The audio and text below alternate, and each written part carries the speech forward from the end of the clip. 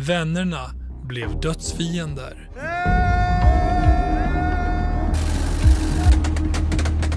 Jag ska jaga er allihopa.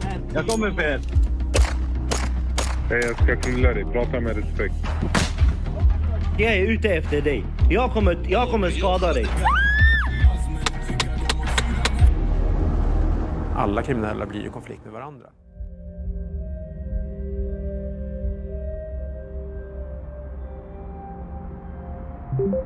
Broder, jag ska förklara en sak till dig så du lyssnar. Alla vi har kastat våra lurar.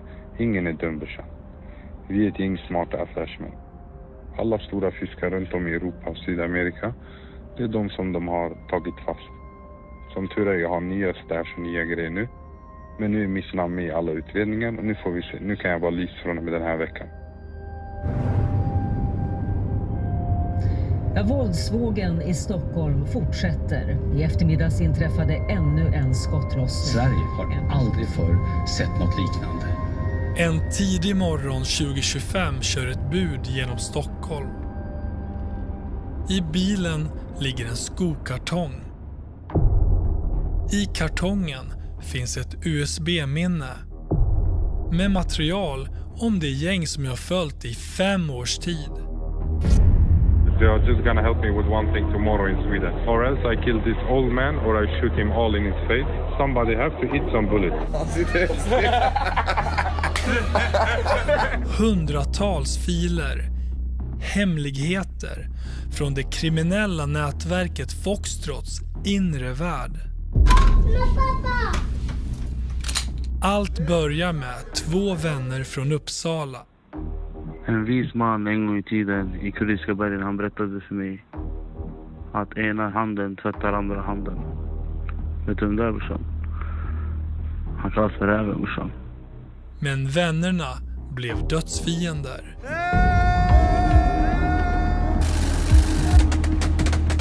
Jag ska jaga er allihopa. Jag kommer för er. Jag ska knulla dig. Prata med respekt. Jag är ute efter dig. Jag kommer skada dig. Alla kriminella blir i konflikt med varandra. Från Haparanda till Ystad. Antingen är det på jordgubbens sida eller på rävens sida. Vad är det här bror? Vem är din bror? Din familj är din bror, syster. Det här handlar inte om hämnd. Det är terror. Ett helt land känner sig inte trygg.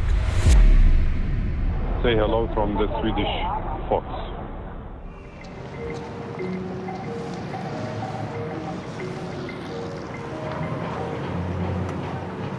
Mars 2020. En 25-årig man checkar in på Elite Hotel Plaza vid Stureplan i Stockholm. Mannen skiljer sig från de vanliga affärsresenärerna. Han använder kontanter och vill bo i rummet en hel månad. Planen är att använda hotellet som en central för droghandel. Någon som kallar sig Fox Kurdish skickar adresser dit drogerna ska levereras.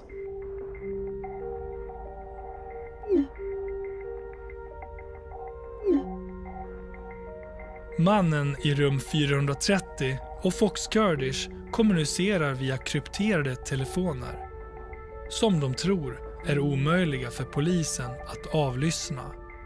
Fox Kurdish informerar köparen vem som kommer med narkotikan.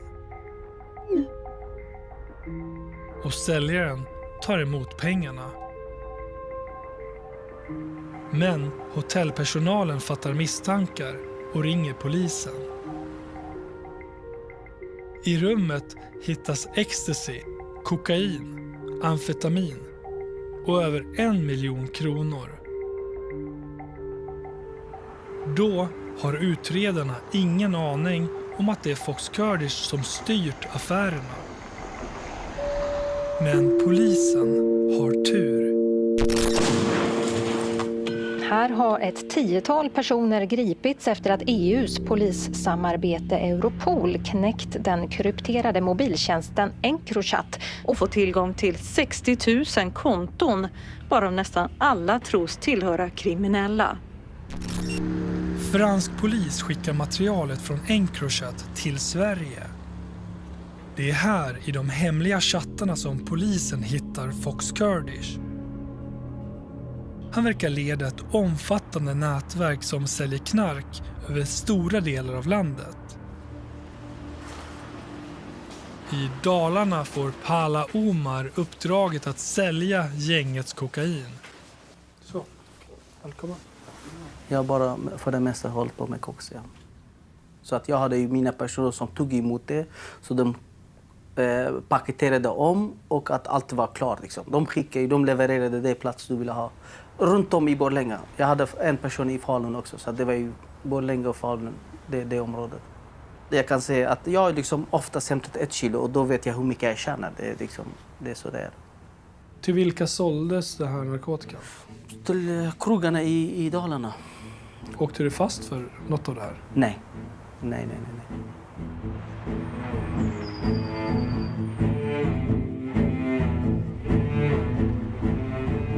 I Umeå-trakten säljer en 2-barnsmamma snart allt mer av gängets knark för att finansiera sitt eget missbruk.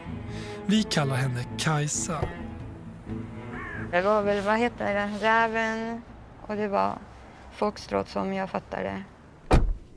Fick jag ju veta sen, alltså när jag började ha koll på det här med Foxtrot och allting. Så du blev säljare åt Foxtrot? Återförsäljare vart jag väl mera. Ja. Återförsäljare, heter det så? Ja.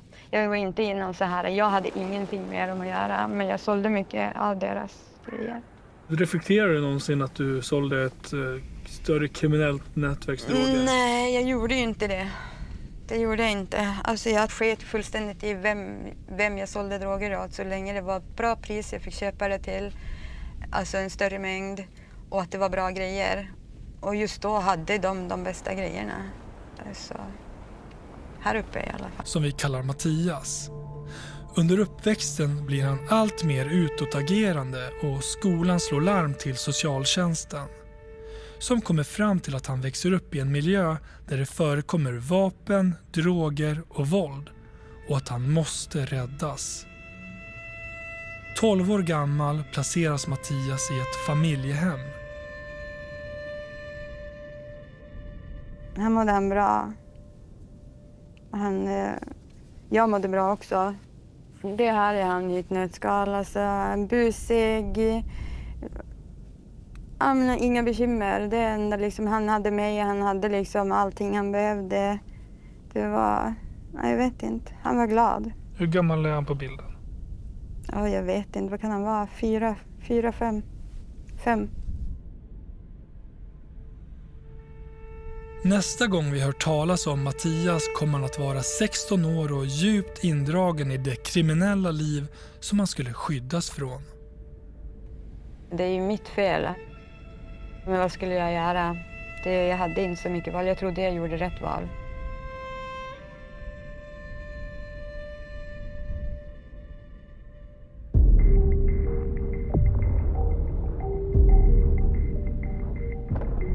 Allt mer om Fox Kurdish knarkleveranser kommer fram genom de läckta chattarna.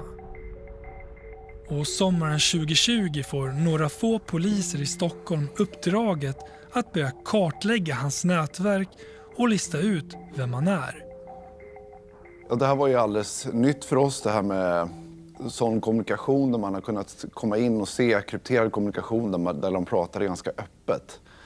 Man kan bli rätt bländad av all brottslighet som begås, som vi såg. Som det är lätt att fastna vid, det här brottet måste vi lösa. Men jag insåg ganska tidigt att vi måste hitta brukaren bakom.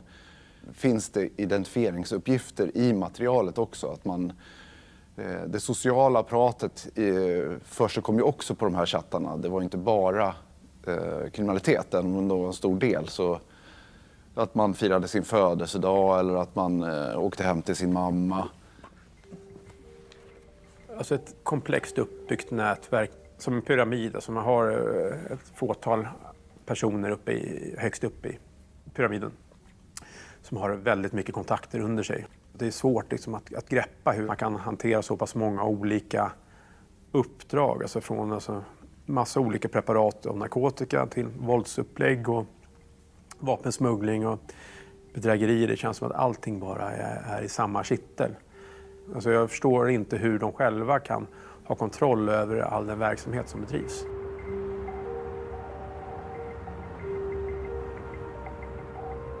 Efter en tid upptäcker utredarna någonting oväntat i Uppsala.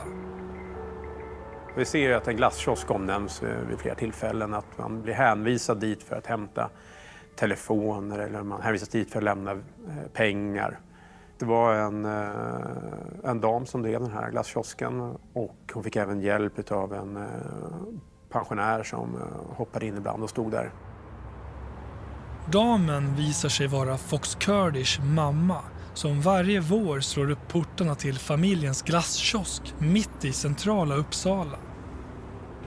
Vi hade varit här och gjort reportage när de våröppnade den här glasskiosken och tagit en bild på den här mamman när hon städde av här och hälsade folk välkomna. Så det var som en klassisk inrättning i stadsbilden, den här kiosken. Det finns väl till och med en bild? Ja, det finns en bild. Ta fram och visa det här. Ser man hon städar av här framför precis där kiosken står. Och här inne då så är den här kriminella sambandscentralen då. Och Fox Kurdish mamma har även hon tillgång till en krypterad Encrochat-telefon. Det kom hit pengar som levererades vidare härifrån. Kom hit bilar som man skulle lämna pengarna vidare till exempel. Och det här fanns ju noterat i de här krypterade chattarna. Precis vem man skulle leverera pengarna till. Samtidigt som det var långa köer med människor som köpte glass? Ja, precis så. Var alla helt ovetande om det här i Uppsala? Det skulle jag säga att alla var helt ovetande om faktiskt. Det var någonting som gick helt under det normala Uppsalabons radar. I Encrochat-meddelanden hittar polisen allt fler detaljer som identifierar Fox Kurdish. Jag tror inte att de någonsin kunde förstå eller ens hade det som en risk att vi skulle komma in i de här krypterade telefonerna. De hade nog visat sig över tid att de var rätt säkra, för många blev ju stoppade med de här telefonerna och polisen kom inte in i dem. Och att man skulle bryta sig in och komma åt hela servern, det tror jag inte de hade ens tänkt på. Efter månader av arbete har polisen lagt pusslet och fått fram Fox Kurdish identitet. Vem är det då som är Fox Kurdish? Ja, det är en person som heter Rawa Majid, som vi tycker att vi identifierat.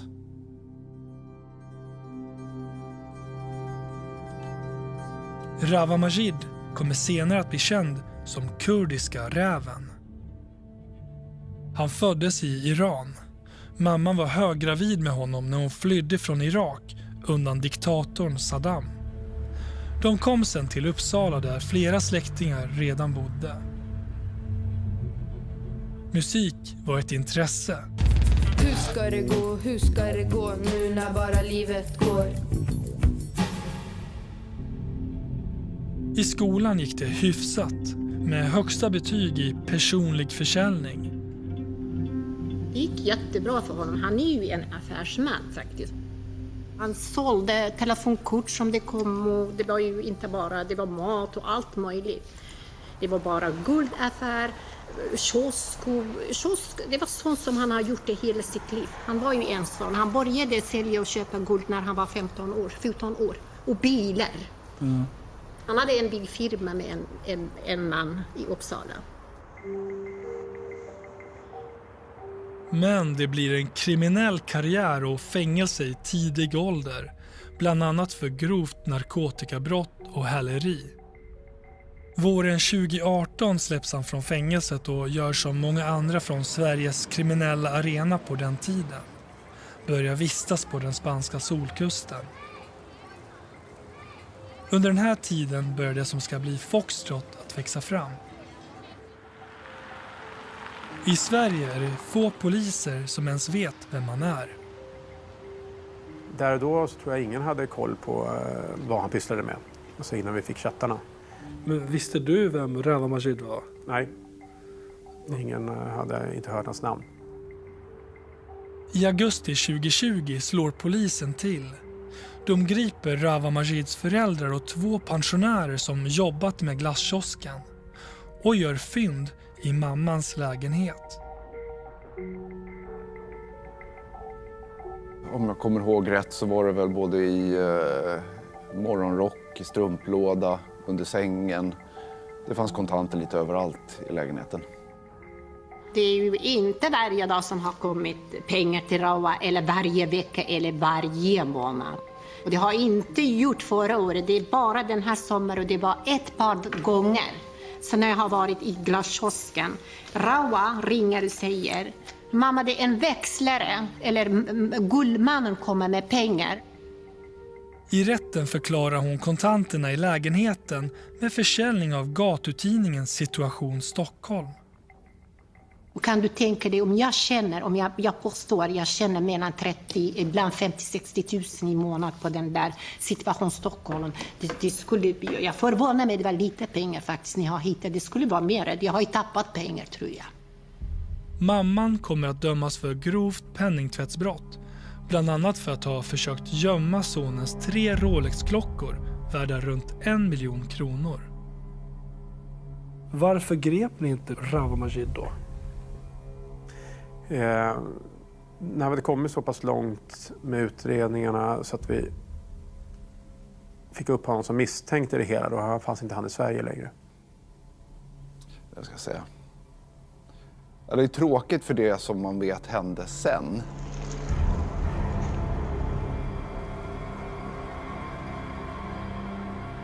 Utan att polisen vet om det har tillslaget mot Elite Hotel gett Rawa Majid en möjlighet att fly.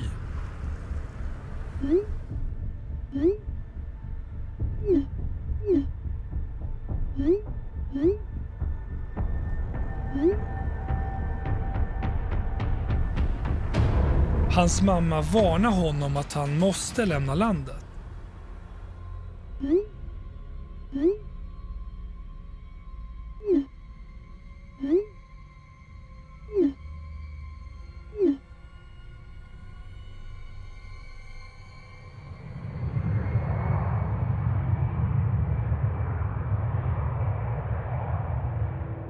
Han flyger från Sverige med sin familj och åker till föräldrarnas hemstad. Süleymaniye i kurdiska regionen i norra Irak, nära gränsen till Iran. Och gängkriminella från Sverige hälsar på.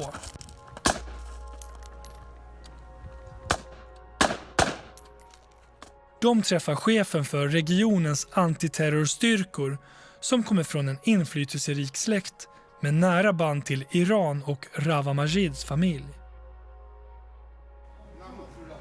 Alla de här bilarna, de är från ISIS. De har tagit, när de har dödat ISIS, de har tagit bilarna. Och tillvaron som gängledare pågår parallellt med småbarnslivet.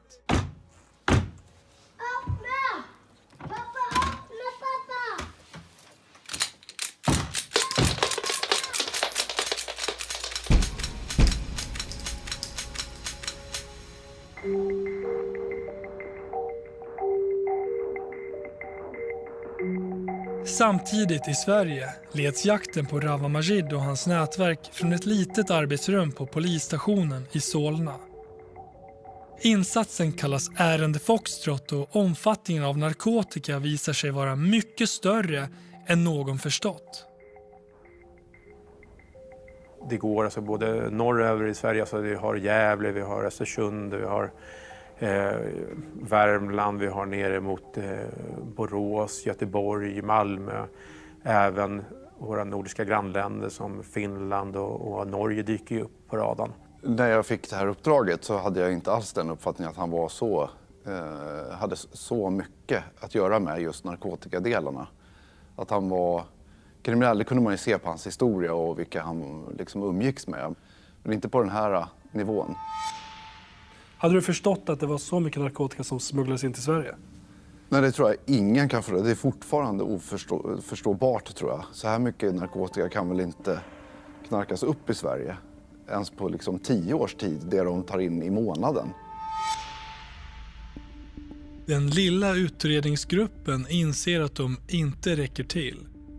För att få extra resurser vänder de sig till nationella operativa avdelningen som säger nej. Det jag kommer ihåg är väl att han inte är tillräckligt våldsam, att han inte är tillräckligt farlig. Jag tyckte att man kunde, med de tidigare erfarenheterna, att ju mer knark desto mer våld föder det.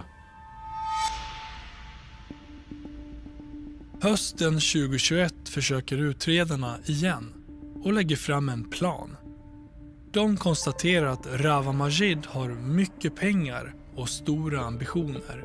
Att Foxtrot har ett mycket högt våldskapital och är likgiltiga inför att kvinnor och barn skadas. Och att gänget redan har infiltratörer inom polisen, tullen och försäkringskassan. Men resultatet blir inte vad de har hoppats på. Vi var några stycken som satt i ett möte och försökte få fram vad vi såg för att förklara för ledningen det vi såg och varför man skulle jobba med det. Och det blev en rapport som vi lämnade som sedermera då ledde till att vi blev en utredningsgrupp igen om 5 utredare och 2 analytiker och en finansiell utredare. Så det var den resursen som man avsatte för att jobba med de miljoner av meddelanden som vi hade kopplat till den här brottsligheten. Var ni tillräckligt många? Absolut inte. Absolut inte. Våren 2022 eskalerar våldet som den lilla gruppen poliser varnat för. Jag kommer smälla varenda trapp, skjuta varenda huvud. Jag njuter av det här. Jag hoppas ni läser nyheterna. En man i 30-årsåldern sköts under natten ihjäl i ett industriområde i Haninge söder om Stockholm. En man vårdas nu för livshotande skador efter en skottlossning i en fastighet i Vasastan i Stockholm idag.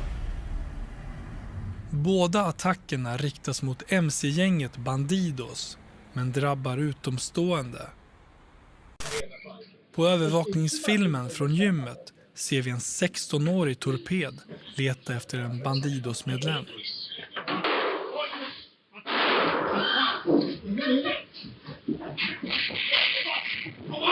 Istället skjuter han en 54-årig trebarnsfar som avlider på sjukhus.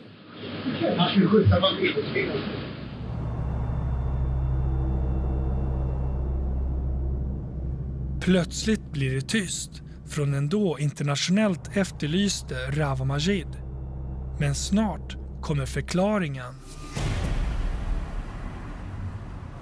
Han har gripits av polis i den turkiska kuststaden Marmaris.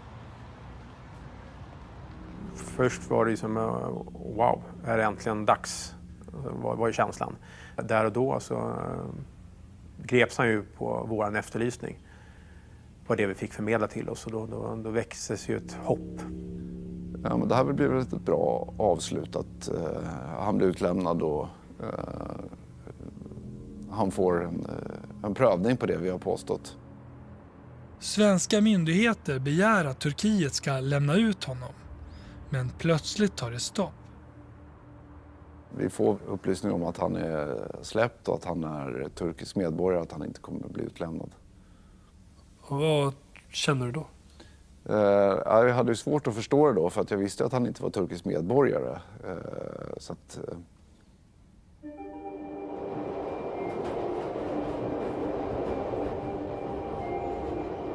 I november 2022 reser vi till Turkiet för att försöka ta reda på vad som hänt.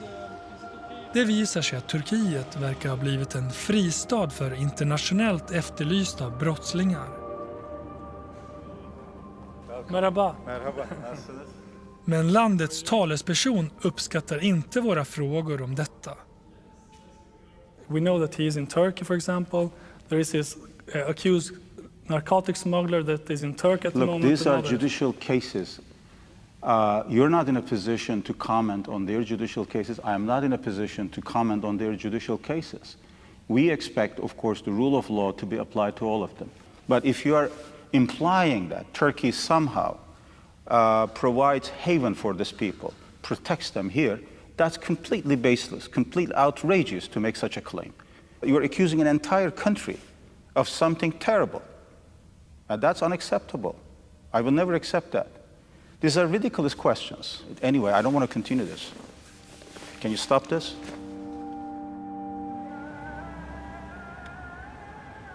I flera dagar letar vi efter Rawa Majid och söker hans advokat, närstående och vänner. Och till slut ringer han upp. Jag nekar till alla anklagelser. Hur kunde du bli släppt då när du är internationellt efterlyst? Jag är turkisk medborgare. Han vill inte gå in på detaljer men berättar ändå om kryphålet han utnyttjat för att slippa bli utlämnad. Ja, men det är ju så. När du investerar i landet blir du turkisk medborgare. Har du köpt lägenhet eller? Jag vill inte kommentera exakt. Men jag menar, det där. Bara allmänt, du vet ju hur reglerna är i Turkiet. Investerar du i landet, du får ju turkisk medborgarskap. Det är ingen falsk eller något.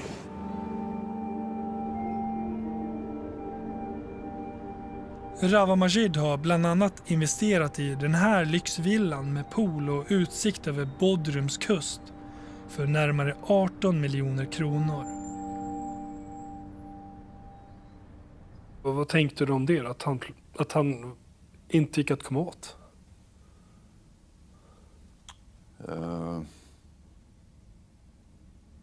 Nej, det jag tänkte är väl att hur globala brottslingar kan vara, hur gränser inte finns för dem. Men för rättsskipningen och för oss övriga allmänhet så finns de här gränserna.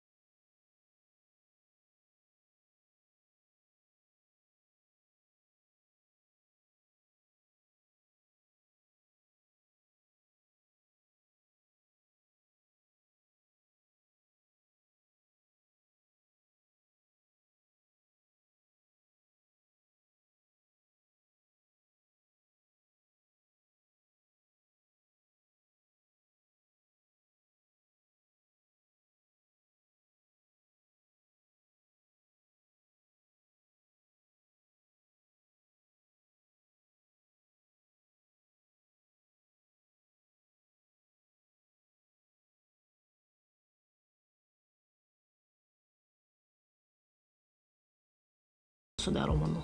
För vi har inte sett de här grejerna runt omkring honom. Alla tänker så här om oss. Ja, men han bodde ju hemma och har inte sett de här grejerna.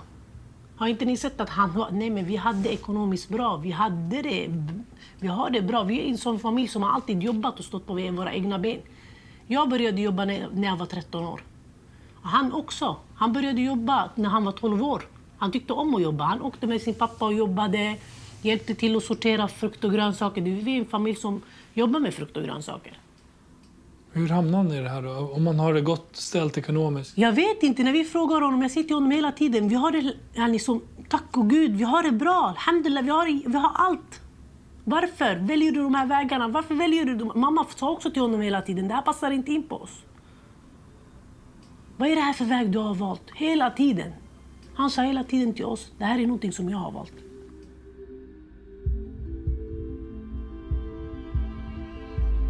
Innanför murarna klagar han på kriminalvården och skriver till regeringen. Jag anser inte att jag har kriminella värderingar, men efter ett tag här i fängelset så har mina åsikter förändrats och förvärrats. Mitt fängelsestraff kostar 3 564 000 kronor. Min fråga är, vart försvinner alla dessa pengar om de inte ens kan erbjuda mig en utbildning och ett bra liv efter detta? När han släpps 2019 återupptar han snart narkotikaaffärerna. Men det har polisen ingen aning om. Jag hörde ju honom första gången i media och så. Så 2020 är din bild av honom? Jag har ingen bild av honom. Under samma tid som Rawa Majid gömmer sig i Irak lever Abdo helt fritt i Uppsala. I februari 2021 får han fortkörningsböter av polisen. Långt senare uppdagas att han redan då för in stora mängder knark till Sverige ihop med Rawa Majid. Broder, snälla kolla om affären blir av eller om vi kan ta dem. Vi köper ihop. Brorsan, jag säger det enda jag kan säga till dig. Lita på mig. Jag kommer inte erbjuda min andra vän 1 gram av det, okej? Det kan jag lova dig. Man kan se att de börjar samarbeta, utnyttja varandras kontakter i Europa på smuggling och även på penningtvätt, ska jag tro. Så att min uppfattning då är väl att de börjar jobba ihop och liksom slår ihop sina organisationer. Enligt Uppdrag gransknings källor är det Ismail Abdo som hjälper Rawa Majid med köpet av villan i Bodrum. Och som också ser till att han släpps efter gripandet genom en betalning på runt 10 miljoner kronor. Och när 2022 lider mot sitt slut är de fortfarande nära vänner. Men det ska snart ändras.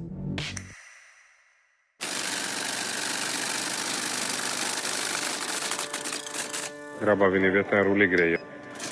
Jag har fler AK än handvapen. Bara hos där jag har 2 stycken. Hos Kungsängen jag har 2 stycken. Uppsala vi har 1. Så jag vet inte hålla. Jag tror inte den svenska militären har mer än 5. En ny skjutning mot en lägenhet i ett flerfamiljshus i Farsta inträffade under Skjutningen i Fruängen inträffade bara några timmar efter att polisen meddelat att de ser det som högsta prioritet att bryta våldsutvecklingen i Stockholm. En kraftig sprängladdning har detonerat i entrén. Under 2023 kommer Sverige att skakas av en aldrig tidigare skådad våldsvåg. Sverige har aldrig förr sett något liknande. Inget annat land i Europa ser något liknande.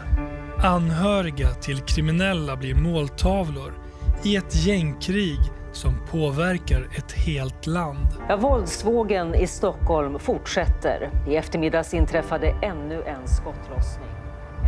En dag ringer telefonen hos Foxtrots langare i Borlänge. Ett samtal som kommer att förändra hans liv. Vi pratade ju som vanligt, hur mår du och hur det går och allt det här. Men jag kände, okej, det här samtalet börjar likna någonting som jag inte känner igen. Mannen som ringer är Rawa Majids högra hand. Jag sa det flera gånger till han. Vad är det som har hänt, Bishan? Är det någonting som är på gång? Då la han fram kortet. Han sa till mig, han bara lyssna. Jag vill bara säga till dig. Jag ska skicka klivare till Borlänge. Du ska ta emot dem. Uppdraget till Pala är att ta emot 2 så kallade klivare. Torpeder som ska utföra ett mord. Och när han får veta vem som ska dödas får han en chock. Och jag tänkte, okej, han kanske liksom har koksat för mycket. Han är liksom pratar för mycket.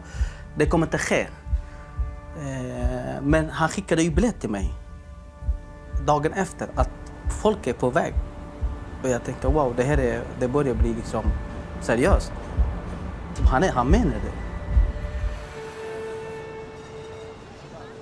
I början av 2023 lever både Rawa Majid och kompanjonen Ismail Abdo i Turkiet. Därifrån styr de Foxtrot och tar över allt större delar av den svenska narkotikamarknaden. Med hjälp av sina egna gangsterrappare bygger de gängets varumärke. Snurrar du upplock med Anna och skoter, min broder kör och jag kör för hand. Du blir rökt för ett fuck. Dåliga synpunkter, springer med Kalle, tog inte lumpen, gruppen skjut, det skön. Samtidigt i Sverige har Foxtrot hamnat i konflikt med Dalen-nätverket från Stockholm. Vi räknar till 17 stycken kulhål i villan här bakom oss som blev beskjuten i natt. Villan ligger i ett bostadsområde. I det sönderskjutna huset i Uppsala bor en släkting till Rawa Majid. Ingen skadas den här gången. Men det är en händelse som kommer att få stora konsekvenser för många andra.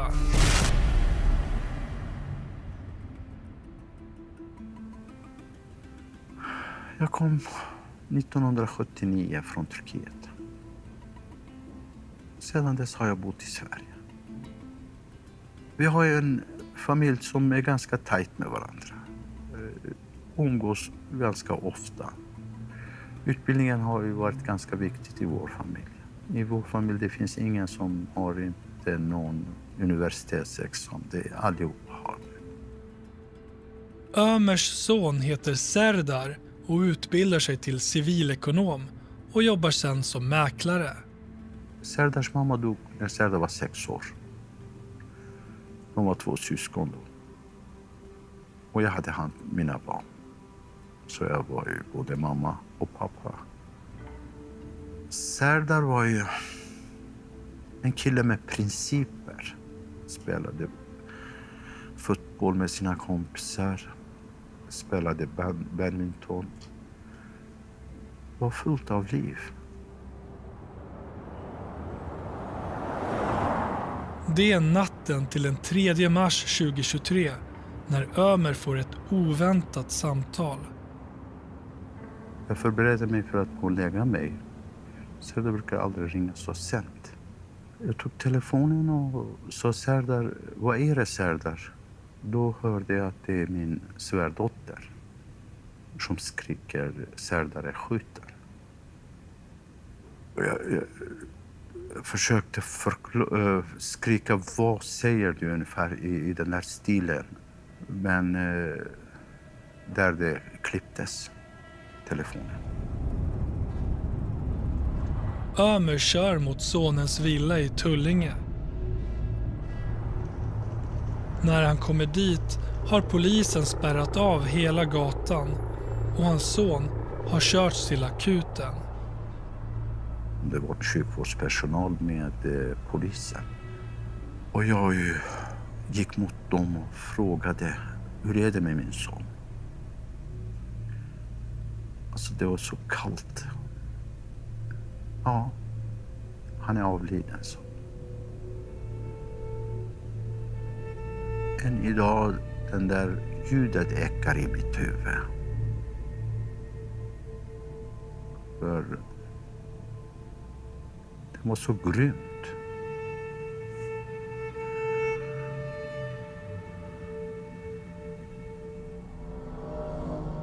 Tidigare samma kväll har 2 unga män hängts ut i Efterlyst.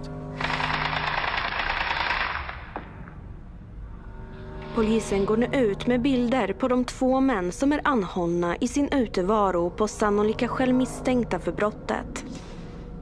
Männen är då misstänkta för skottlossningen mot Rawa Majids släkting i Uppsala.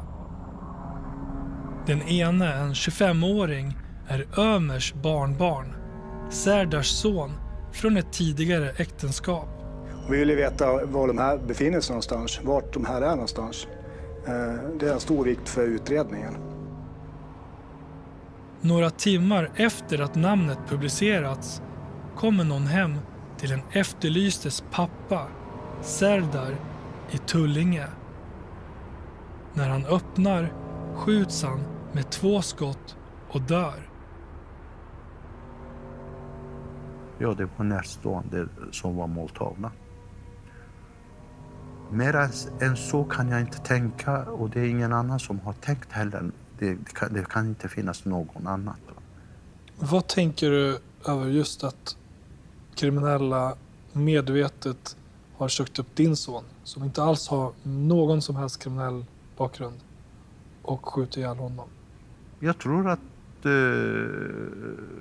Det var ju startskotten, att de vill visa att de är starka. Att från och med de skyr inte några medel. Att alla blir måltavla.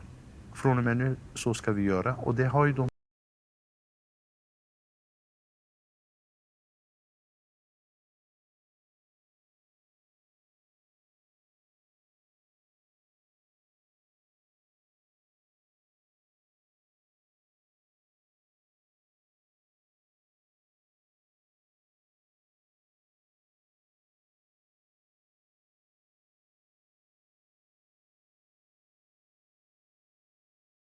Jag vet ju att när jag pratade då var det ganska bra ton mellan både Rawa och Ismail. Så det var ingenting som jag hade på känn. Jag visste inte om det i alla fall.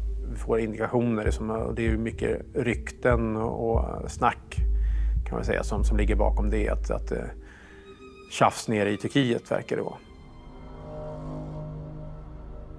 Under sommaren 2023 bryter plötsligt Ismail Abdo och hans närmaste krets med Rawa Majids Foxtrot. Vi säger till honom, vad är det som händer mellan er? Han säger, jag säger till dem, jag vill lämna gruppen. Jag vill inte längre.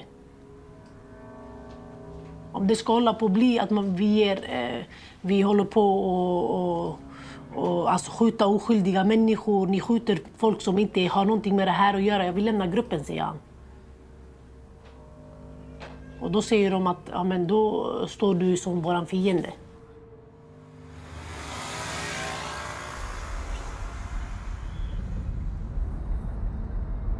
Det finns många versioner om vad som har hänt. Så vi reser tillbaka till Turkiet för att förstå mer. Bakom ratten sitter en gängkriminell med stor insyn i Foxtrot. Han ska ta med oss till en plats där han känner sig säker och berätta mer om splittringen.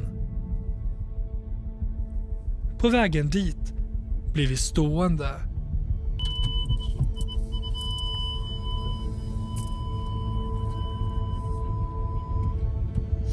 Vi sitter fast i en trafikkö och den vi följer har en livvakt med sig och han gick ut före för att titta i bilarna för att se att ingen där och väntar på sig någon form av fälla. Och jag blir själv lite paranoid faktiskt att titta bakåt. Men nu rullar vi. Igen.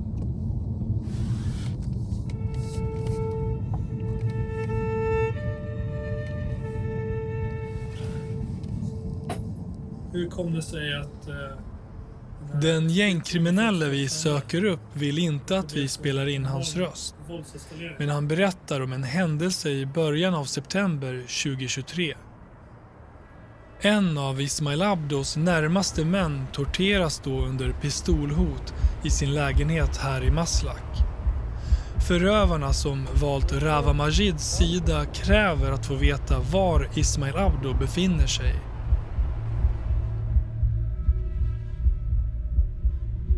Knivskuren och brännskadad lyckas mannen till sist skjuta sig fri och börja planera sin motattack. På kvällen den 6 september sitter flera av Rawa Majids lojala män på en uteservering i samma område.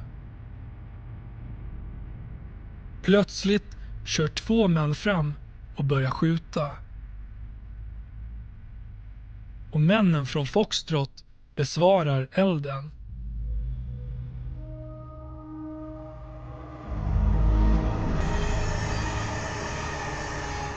Men det här är bara början. Samtidigt är 2 tonåringar på plats i Uppsala för att verkställa något som ingen i gänget gjort förut.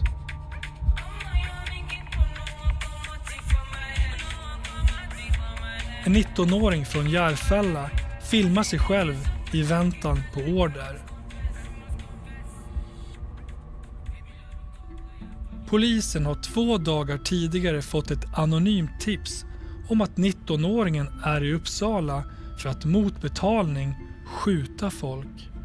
Polisen ser att hans telefon används i Uppsala, men åklagaren beslutar att inte försöka gripa honom. En sekund bror. Tonåringarna har köpt en elkross för att ta sig till målet, men har problem med en trasig säkring. Bror, ta en bild uppifrån den. Så de här järngrejerna, de har 2 silverjärngrejerna, de pekar ner mot golvet. Och den här andra plastgrejen, den pekar upp mot ditt ansikte, fotaren så. Instruktionerna kommer direkt från Foxtrot i Istanbul, som också skickar ett bud. Bror, han har precis köpt dem i Biltema. Jag ska kolla när han är framme på adressen, bror. 7:15 på kvällen den 6 september ger de sig av.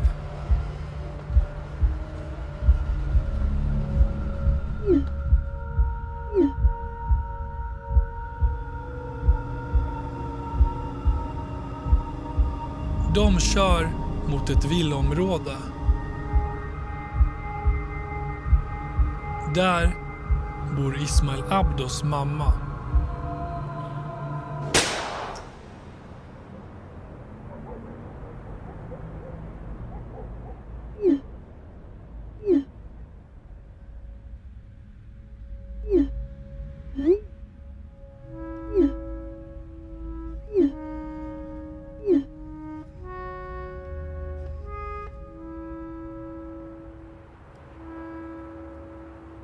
Tillbaka på hotellet tar 19-åringen en bild på sig själv och sin 15-årige kompanjon.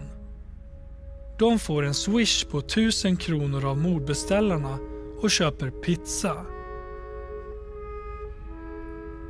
Alltså när jag får reda på vad som händer med min mamma, jag ligger och sover. Jag har den dagen stängt av mitt ljud på min telefon, jag gör aldrig det. Och det var en jättejobbig dag. Alltså, det går inte att beskriva. Ja, det är tufft. Ja, jag ville dö själv också. Jag vill inte leva. Ismail Abdos mamma skjuts i bröstet genom en glipa i ett fönster. Det dröjer flera timmar innan anhöriga hittar henne. Vad är det som händer innan som gör att de tycker att det är motiverat att döda din mamma? Jag vet inte. Han säger själv också. Han säger jag visste inte att de kunde gå så här långt. Att han har haft vänner som han har trott att de här vännerna är som en familj för honom. De säger som, jag brukar alltid säga till dem, vad är det här bror? Vem är din bror? Din familj är din brors syster. Dina riktiga, de som är från din kött och blod, inte ens släktingar, säger till honom. Positionera inte dem i den situationen, alltså i den positionen där du säger bror till någon som inte är din riktiga bror.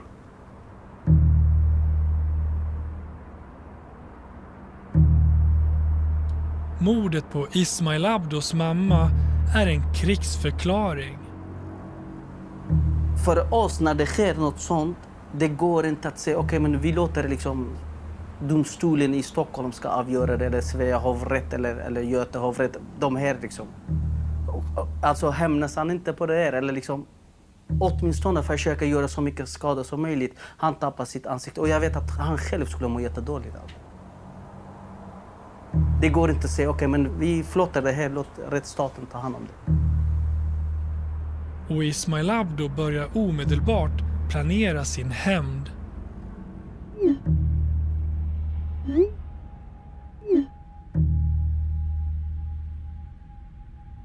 Det vi kan se då, det är ju deras förmåga att få fram utförare. Alltså att de verkar ha en osynlig källa av unga utförare som kan genomföra grova våldsbrott. Även den polariseringen som blir i det kriminella Sverige, det vill säga uppdelning att antingen är det på jordgubbens sida eller på rävens sida. Det är väldigt få som kan balansera och vara lite polare med båda två i det här stadiet. Och man är tvungen att ta ställning i konflikten.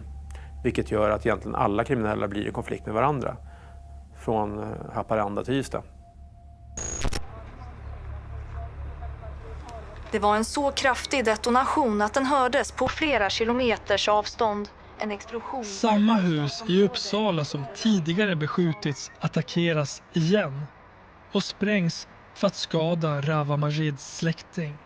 Men huset är tomt. Istället dödas den 24-åriga nyblivna läraren Soha i grannhuset. Mogos, en 25-åring med drömmar om att bli jurist, skjuts ihjäl i en trappuppgång. Måltavlan ska egentligen ha varit ännu en släkting till Rawa Majid. Foxtrot svarar med att skicka en 16-årig torped. Först till södra Stockholm där småbarnspappan Ferhat skjuts ihjäl för att han har samma efternamn som en allierad till Abdo. Mannens fru och barnet hon håller i famnen skadas.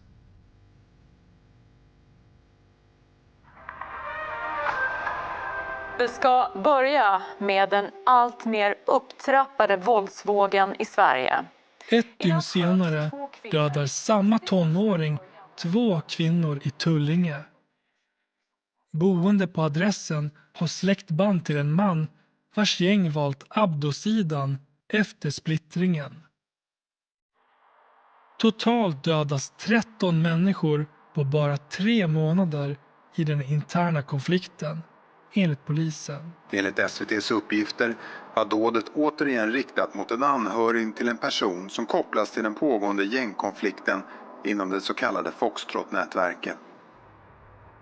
Vad tänker du som syster till Ismail Abdo när du har sett vilka konsekvenser har blivit? Explosioner, mord. Ja, jag är besviken. Jag är jätteledsen. På alla de här som har gjort det här, alltså som har lagt sig i det och sina situationer. På alla runt omkring, inte bara Ismail. Varför gå så här långt? Ismail också. Men varför skjuta en mamma, en oskyldig kvinna? Skjut varandra. Sök efter honom. Vad tycker du att han bär för skuld? Mycket. Att han kanske borde rätta till sitt liv när mamma sa till honom. Ändra på det själv. Han är ju medveten om att han har satt sig i en situation där han har förstört för jättemycket.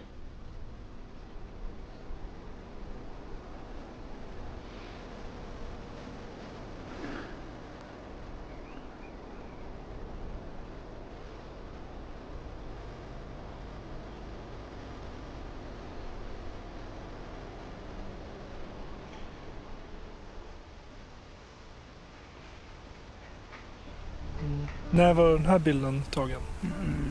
Kort före. Kort före att han mördades? Ja. Han var stilig? Ja. Han var stilig faktiskt. Snyggt.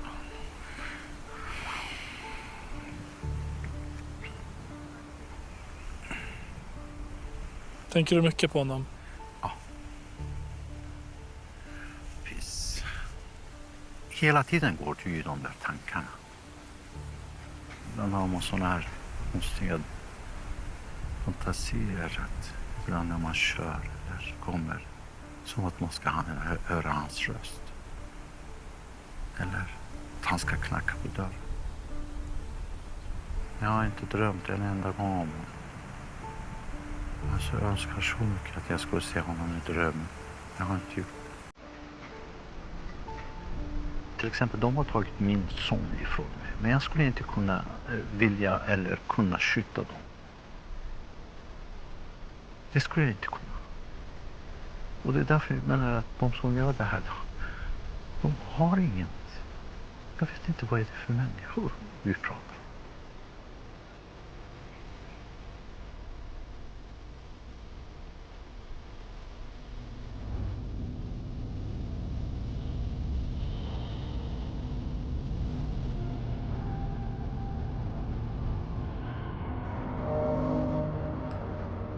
I Turkiet pågår samtidigt Ismail Abdos jakt på Rawa Majid.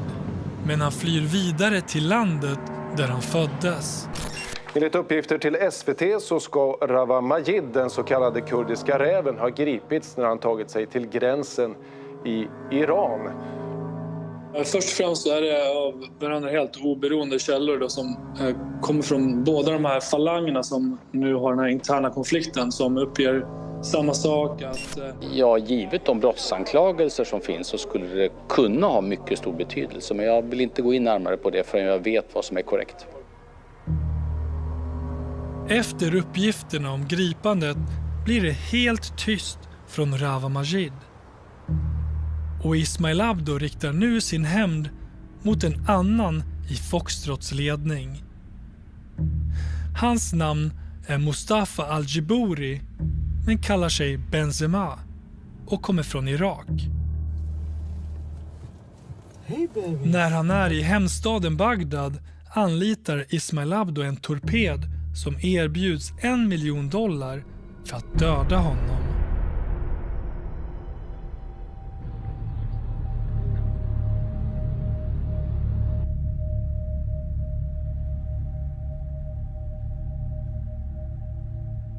Men Benzema lurar alla. Han gör upp med torpeden, fejkar sin egen död och tar själv delar av belöningen. Sen återuppstår han i en sorts presskonferens med Foxtrot. Hey grabbar! Tjo mina bröder! Hörde jag man, jag Benzema eller? Hey bröder, hörde jag $1 miljon eller? Nej jordgubben, vart är du mannen? Vart gömmer du dig? Adana eller? Nu startar ett öppet propagandakrig mellan falangerna. 10 miljoner! Vart är dina 10 miljoner? Jordgubben! Och till och med den annars så skygge Ismail Abdo dyker upp. Ända grabbar, vågar inte visa era ansikten eller? Allah, kolla. Allah! Jag ska jaga er allihopa. Kom. Jag kommer för er. Hör du mig bra eller? Ja. Ja, vad bra. Hör du mig bra? Ja, jag hör dig bra. Mitt i inbördeskriget får vi kontakt med Benzema. Ja, jag vill verkligen inte att det ska fortsätta på den här nivån. Du vet, jag är själv drabbad. Jag har hämtat min syster, hennes barn, min bror och så. Det är inte rättvist. Det är många som har blivit drabbade. Benzema går med på att träffas i Bagdad. Han säger att han vill berätta om det nya nätverk han bildat som inte ska attackera anhöriga. Folk måste komma ihåg. Man valde det här livet för att göra pengar, inget annat. Glöm status, glöm allt annat, glöm makt. Makt ska du inte ha genom att spränga någons mamma eller skjuta mot någons syster. Det finns ingen heder i det där. Och det är bara Sverige som har blivit ett sånt land. Men Mustafa Benzema Al-Jibouri gör tvärt emot det han påstår. Det är han som instruerar Palla Omar i Borlänge att ta emot de 2 torpederna.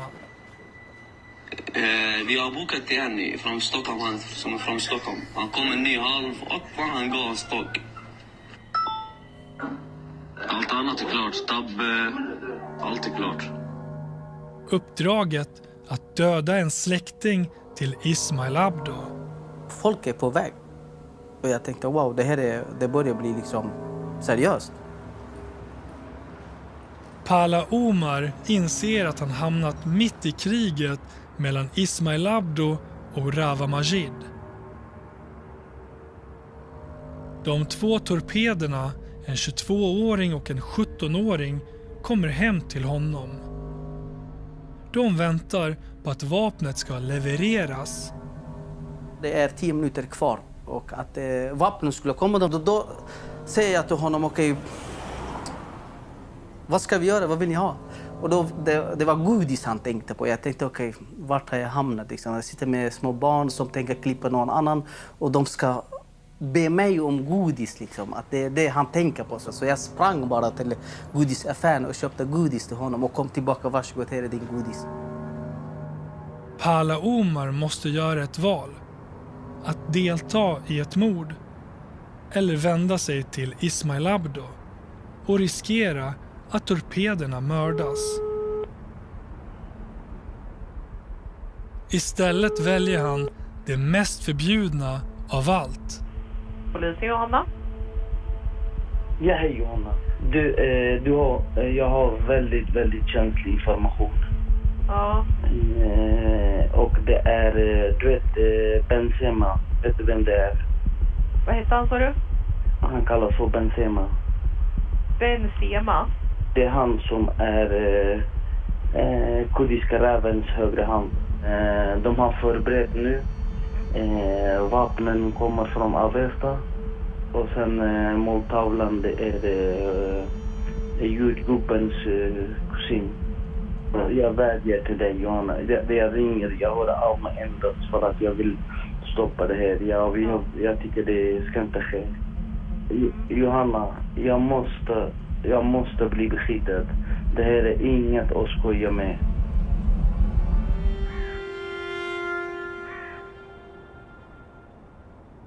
För mig är ett LVU-hem, ett SIS-hem, det är liksom bara en skola för kriminella. Och han lärde känna fler människor som han inte borde lära känna, och han lärde sig mycket. Känner du ett ansvar och skuld för att han är i den situationen han är just nu? Det är klart jag gör det, det är ju mitt fel. Vad tänker du om det då? Ja, jag ångrar det, men vad skulle jag göra? Jag hade inte så mycket val. Jag trodde jag gjorde rätt val med att placera honom. Jag tänkte det bara skulle vara en kort period. Jag trodde inte att jag skulle tappa det så mycket som jag tappade sen.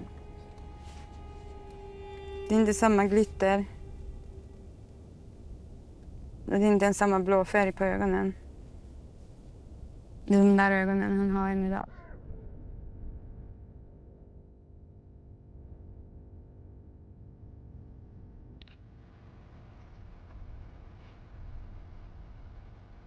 Kajsas son Mattias är 16 år när han sitter placerad på ett HVB-hem i Härnösand för att komma bort från kriminaliteten. En dag ser han en annons på sociala medier och svarar.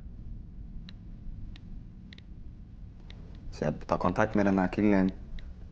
Vi skriver, vi snackar i telefonen. Så några dagar efter så får jag en biljett skickad till mig. Och så började jag tänka, okej, nu kommer jag behöva göra det här. För jag har sagt ja till det. Trots att Mattias hela tiden har HVB-hemmets personal i närheten kan han kommunicera fritt med sin telefon.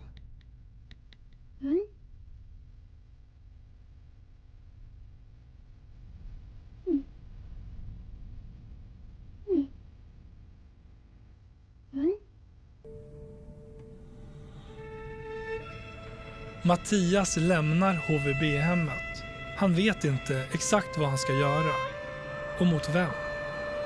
Men han vet att han ska ta tåget hela vägen ner till Köpenhamn. Där ska han få nya instruktioner. Vad vill de veta för någonting om dig? Alltså de vill inte veta så mycket om mig.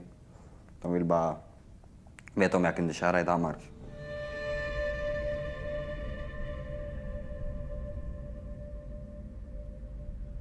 Hur mycket än jag tänker på det här, Diamant, vi måste ändå ses. Alltså jag vill verkligen du ska få hela bilden av allt som har hänt. Jag vill du ska veta alltså senaste året hur allt hur den här utvecklingen har kommit till den nivå, förstår du? Hur alla har blivit drabbade, varför familjer och... Det är mycket, du vet, mycket detaljer. I början av 2024 bjuder Mustafa Benzema Al-Jibouri in oss till hemlandet Irak. Från Bagdad styr han sina kriminella affärer i Sverige.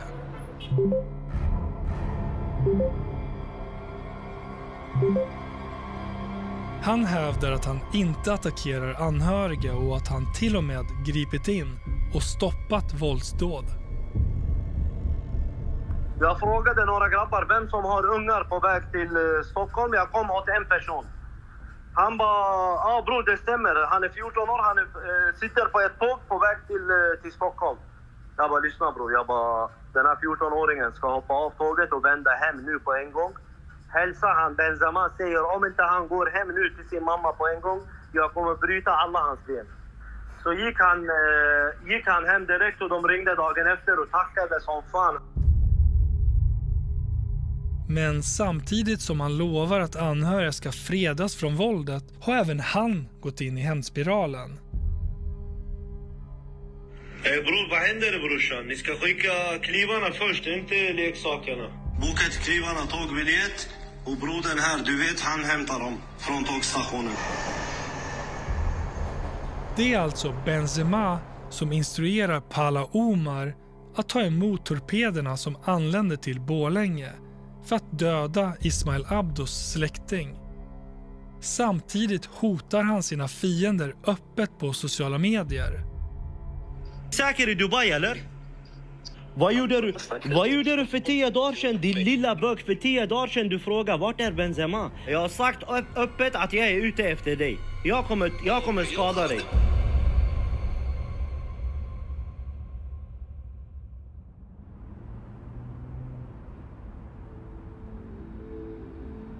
Der blev skudt mod folks forældres huse. Mens folk lå og sov på deres sofa, der blev der filmet ind og kastet røgbomber ind. Og der var en håndgranat ind i ens forretning. Vi er jo ikke vant til det herover jo.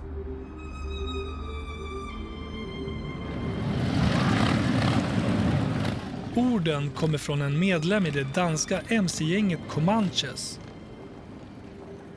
Samtalet är ordagrant dokumenterat och återskapat med AI för att garantera mannens anonymitet. Våren 2024 dras Ismail Abdo in i en konflikt med Comanches. Det så kommer så frem, at der er en håndfuld menneske inde fra os, der på en eller anden mærkelig måde har været involveret i en forretning med det her netværk i Sverige, som er ledet af ham, de kalder jordbæret, som efter sigende skulle sidde i Tyrkiet eller et eller andet, og bare trække i trådene derfra. Men de har taget nogle varer fra den her mand, og ikke betalt for dem endnu. Det handlar om en stor mängd narkotika. Och Ismail Abdo förklarar krig.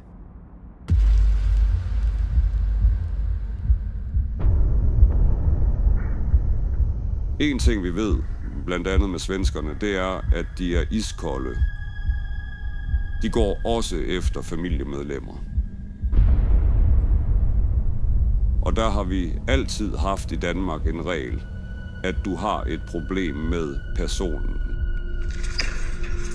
Du har ikke et problem med familien. Attacker mot MC-medlemmar och deras anhöriga filmas och sprids.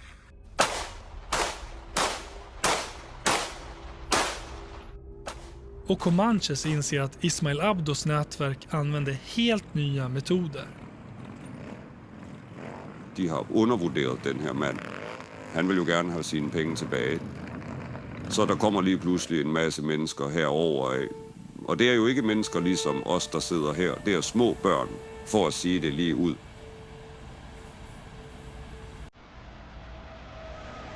Det är därför 16-årige Mattias sitter på tåget från Härnösand för att bli nästa barnsoldat.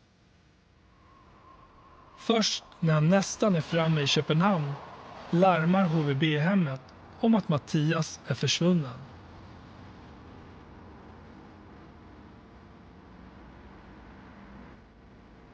Så ringer han och frågar var han är, varför. Ja, men han ska fara och göra en sak, säger han. Jag vet inte vad, han vägrar säga vad, han vägrar säga om det är nätverk, han vägrar säga. Jag försöker då ta reda på vad är det för människor som har skickat dig dit, vad ska du göra? Men han ska göra en sak för 300 000, det är det enda jag får veta. Det är inga nätverk, säger han. Hur känner du under den här tiden? Alltså jag har panik, jag vill bara ha hem mitt barn, jag vill bara ha mitt barn till Sverige. Jag vill bara...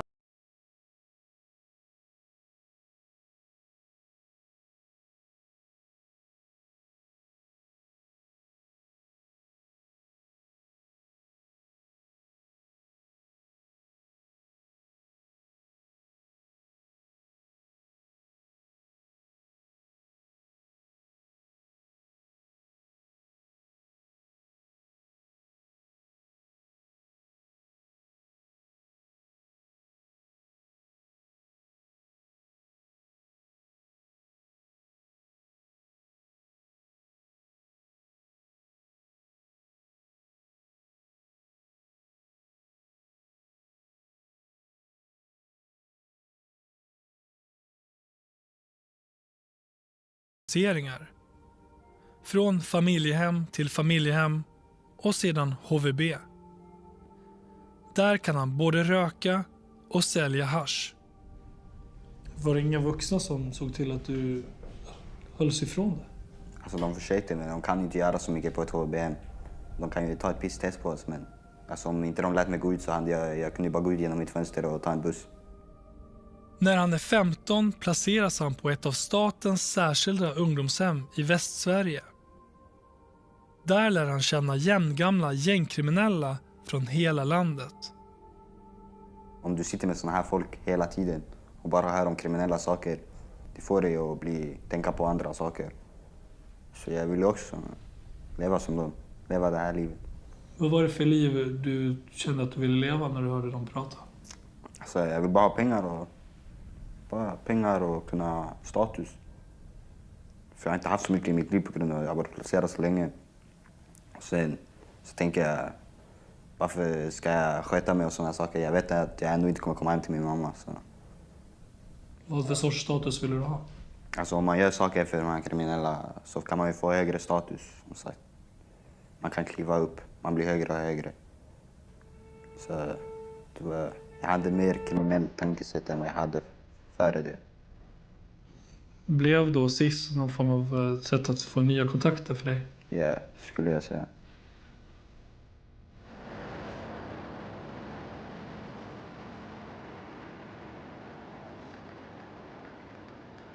På centralstationen i Köpenhamn driver Mattias omkring i väntan på instruktioner. Han skriver med sin mamma.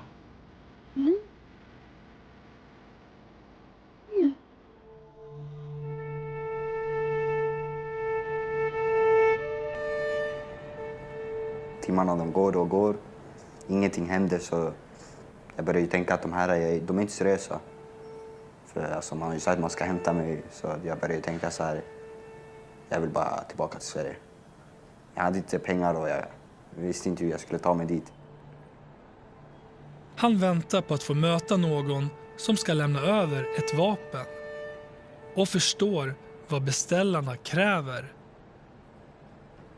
De sa, för desto mer jag skjuter folket, desto mer pengar.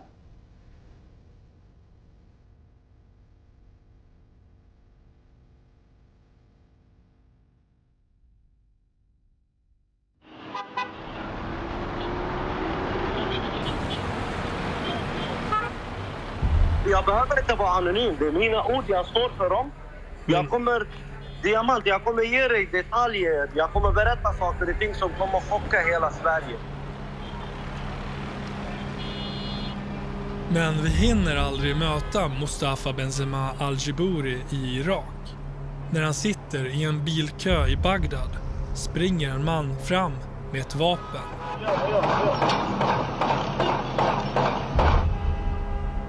Skytten, en 19-åring som flugits in från Hudiksvall, grips i anslutning till mordet.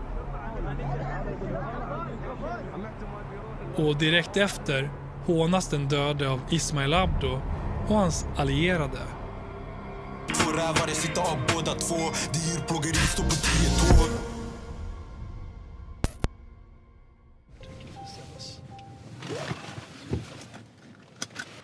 Några veckor senare ska vi träffa Pala Omar som tipsade polisen i Borlänge. Mordplanerna mot Ismail Abdos släkting stoppades och Foxtrots torpeder greps i hans lägenhet. Men även Pala häktades.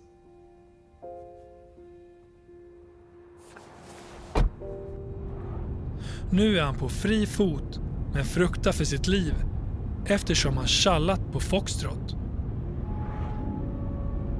Varför ska flera personer i Borlänge bli ihjälskjuten? Vad var skälet till det? Liksom att det fanns ingen orsak till det. Det är mellan två personer som är arga på varandra, som båda befinner sig utomlands och skickar barnen hem till mig för att de ska skjuta ihjäl någon annan i Borlänge. Så att jag vill inte vara med på deras spel. Efter att vi har kört en stund säger Pala plötsligt att han tagit ett stort beslut. För att skydda sin familj ska han lämna över sig själv till gänget och ta sitt straff. Då får de göra vad de vill med mig. Sen vad de gör, det vill jag inte ens tänka på. Bara att det ska gå snabbt, inte smärtsamt. Men vad vinner de på att skjuta ihjäl dig?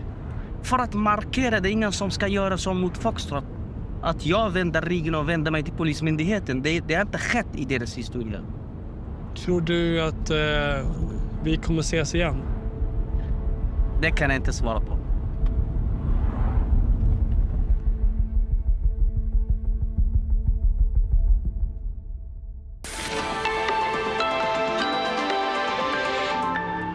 En 17-årig svensk dreng er varetægtsfængslet og sigtet for drabsforsøg efter et skyderi på Frederiksberg i aftes. Dermed er det tredje gang på en uge, en svensk teenager bliver sigtet for drabsforsøg i Danmark. Under 2024 skickas ett 30-tal barn och unga från Sverige för att utföra våldsdåd mot gängkriminella i Danmark. Många på uppdrag av Ismail Abdos nätverk. Det är det värsta, synes jag, att det är en svensker och han är så ung. Hvorfor? Ja, fordi hvad fanden laver han her? Vi vil ikke have svenske tilstande her i Danmark. Det er jo fuldstændig absurd, at der har opbygget sig en sådan nedbrudt kriminalitetskultur i vores naboland lige på den anden side af Øresund. Rekryteringen för att utföra våldsdåd i både Danmark och Sverige pågår helt öppet på sociala plattformar som Telegram. Så här låter det när SVT:s reporter i Västmanland låtsas vara 13 år och får kontakt med en mordbeställare. Du kommer gömma dig i skogen. När du ser han, du kommer bara gå fram. Du smattrar sönder han. Sen efter därifrån, med mina vänner kommer vara där. De kommer ta tabben eller kallen ifrån dig. Du har en skoter, du kommer åka till en plats. Du byter om, sen efter du taggar därifrån. Om jag blir catchad så där Aina eller något sånt där, vad ska jag göra? Bror, kolla, du är 13 år, visst? Ja, brorsan. Bror, jag har planerat det här bra. Du kommer inte torska. Okej? Men om du torskar, du är 13 år. De kan inte göra någonting. De kommer skicka dig till SIS. Du har ditt egna rum. Du får mat, du får dricka. Du köper munchies, du tränar fotboll. Det är som en fritidsgård. Mordkontrakten i Danmark når unga personer från Luleå till Malmö. Flera är tvångsplacerade som Mattias. De lockas med pengar, resor och status.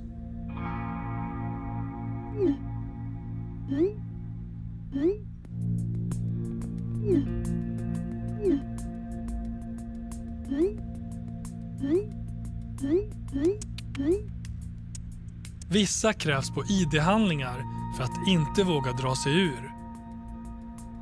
Det kommer senare fram att flera av gängens rekryterare på sociala medier också är väldigt unga. I november i fjol griper spansk polis en 15-åring från Sverige och hans anhöriga. Och i april grips en 15-åring från Södertälje i Australien. Båda är tidigare ostraffade och misstänks ha rekryterat barnsoldater i både Sverige och Danmark.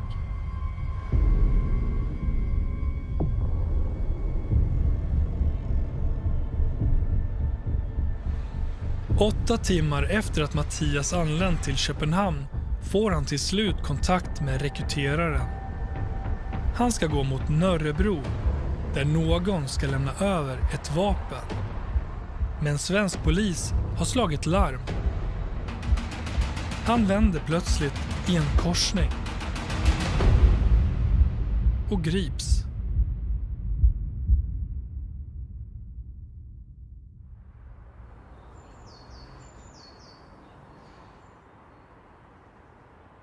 Jag tänker ju bara att jag har inte gjort något så jag borde komma ut. Visste du själv när du tog på dig uppdraget för vilken sida du tog uppdraget? Ja. Yeah. Förstod du det? Ja, det förstod jag. Hur förstod du det? För man börjar säga att det är jordgubben Man skickade många såna här YouTube-emojis. Till dig? Ja. Vad tänkte du om det? Alltså, jag tänkte inte så mycket på det. Jag tänkte bara... Det är en stor profil så man kan inte bara packa undan från det. Mattias säger att han lovats uppemot 300 000 kronor i betalning. Att han ville hjälpa sin mamma ekonomiskt eftersom han just fått veta att hon hade cancer. Nu när jag tänker på det, man borde inte, är inte ett sätt att hjälpa min mamma på. Kolla vart jag är nu, jag kan inte vara där hemma med henne. Så det är jag som har valt att ta ett fel steg och hjälpa min mamma på. Mattias döms till 5,5 års fängelse för mordplanerna. Han greps utan vapen och hade sannolikt fått ett betydligt lägre straff i Sverige. Han ser det som att domstolen velat markera och har överklagat.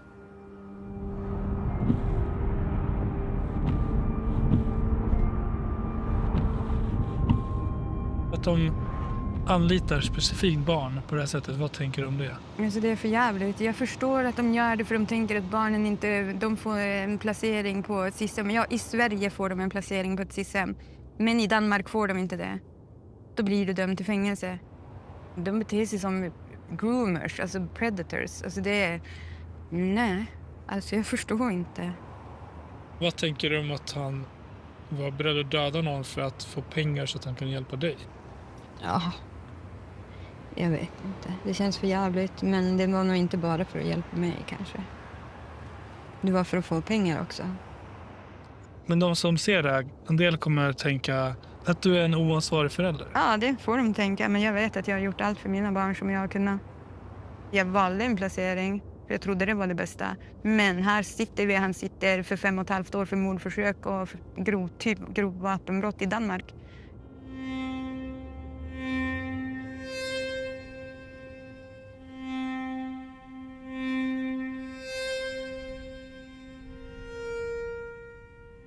Jag har många minnen från när jag var barn. Alltså mitt lyckligaste tror jag var jag och mamma bodde bara, att det var bara jag och mamma i en lägenhet. Så det tror jag är mitt lyckligaste, faktiskt. Det var ingen som kunde göra henne illa, ingen som kunde göra mig illa.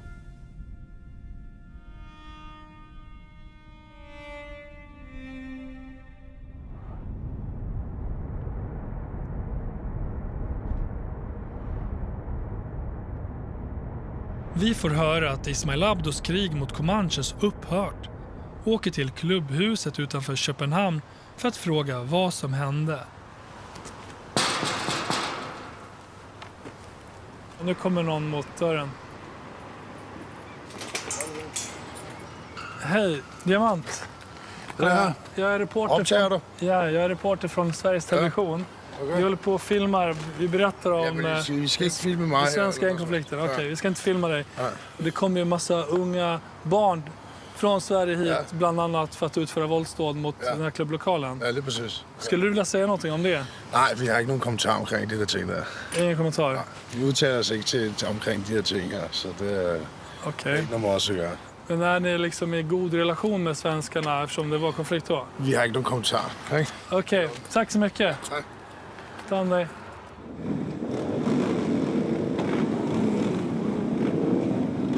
Men via olika källor i gängmiljön får vi veta att Comanches betalat över 1 miljon danska kronor för att sluta fred med Ismail Abdo. Men vad hände med Pala Omar? I gängens värld är att tjalla ett ännu värre brott än att stjäla knark. Vad de gör, det vill jag inte ens tänka på. Det är bara att det ska gå snabbt. Plötsligt hör han av sig igen.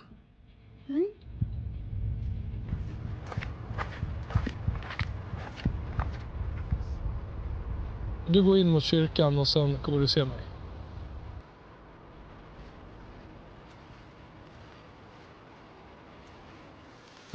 Jag tror inte jag ska få se det igen.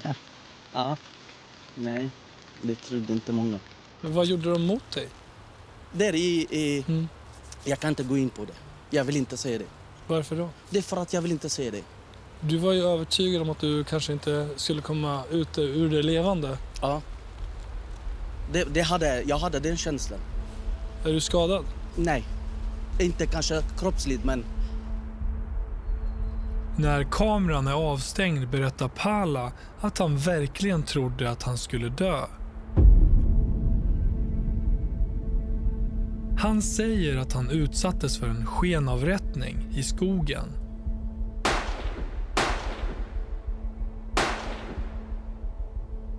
En tydlig varning. Lämna landet och medverka inte i rättegången. Men nu har jag räddningen i alla fall. Som ska rädda mig. Det är ett irakiskt pass. Med lite annorlunda namn och som du ser lite olika ålder. Okej. Ett falskt pass? Ja, riktigt falskt pass. I Sverige känner han sig inte säker och litar inte på att polisen ska kunna skydda honom och hans anhöriga.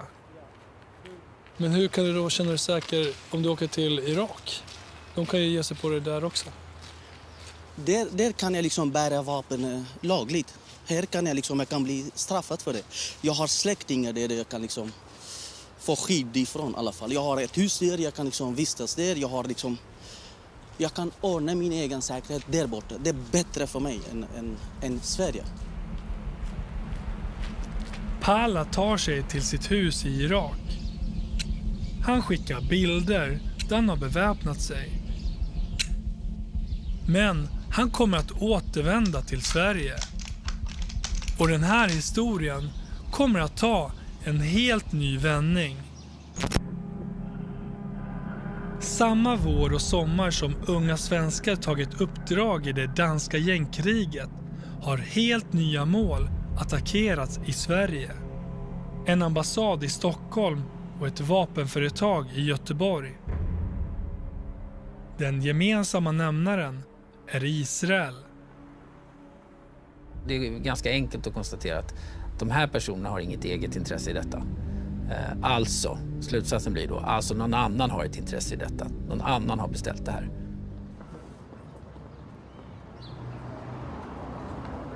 Tisdagen den 17 september 2024 händer något i Libanon som hämtat ur en spionfilm.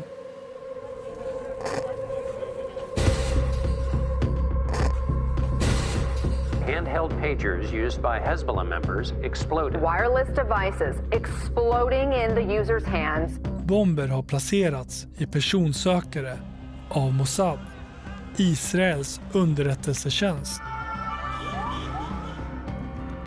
Attacken riktas mot Hezbollah som är lierade med Iran. Men det få förstår är att händelsen kommer att påverka inbördeskriget mellan Rav Majid och Ismail Abdo. De pressar oss att göra dåd i Europa mot israeler.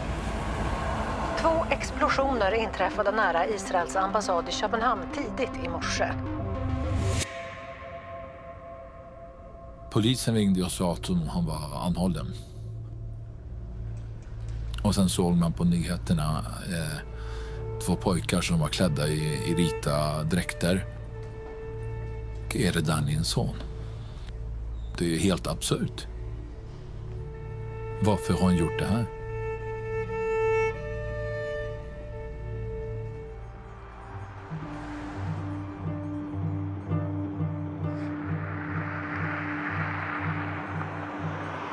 Vi kom ju precis bakom hörnet här med bilen, jag och min tjej och sen 2 av mina barn. Själva skotterna hörde vi ju sekunderna innan. Jag stannade med bilen här precis i korsningen och hoppade ut ur bilen nästan i farten där, för jag såg att det låg en kille här. Och ropade på familjemedlemmarna att de skulle stanna kvar i bilen och låsa dörrarna. Och jag kom fram till honom här och han låg här livlös, men han hade puls kvar. Och jag försökte med hjärt- och lungräddning bland annat, och sen upptäckte jag ju skotthålen i bröstet på. frågorna som dyker upp, att varför. Men sen har jag ju i efterhand fått reda på en hel del om vem han var, vad det här handlade om och så vidare. Så att, men det tar inte bort det faktum ändå att det var någons barn som fick lämna det här jordelivet på tok för tidigt. Efter mordet sprider Foxtrot en bild på Instagram. Känner du igen personen på bilden? Ja, det är han offret. Det var där jag hittade han precis. Jag har sett andra bilder på honom där man har förlöjligat honom och ja, att det var rätt åt honom. Det är helt sjukt där. Vi får höra från kriminella att anledningen till mordet var att offret samarbetade med Ismail Abdo.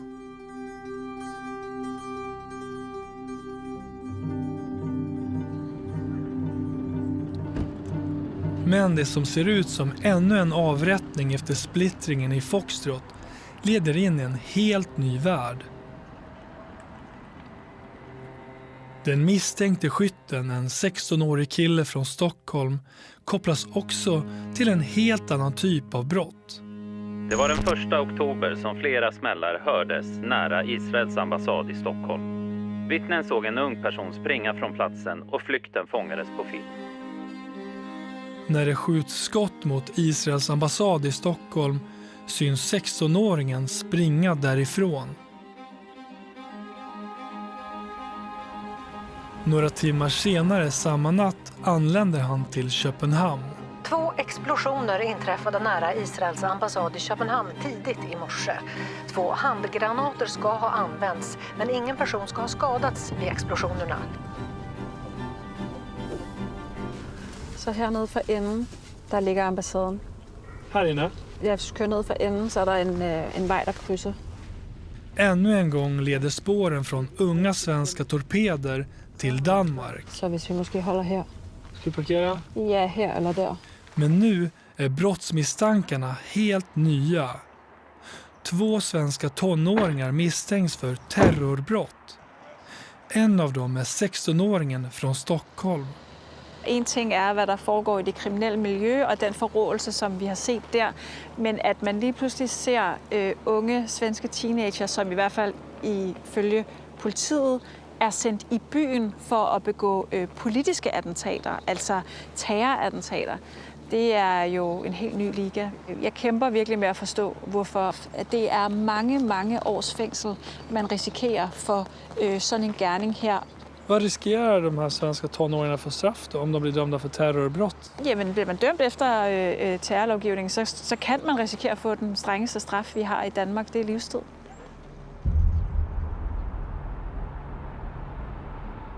Det nya kapitlet i historien om Foxtrot börjar i januari 2024. Då hittas en handgranat vid Israels ambassad.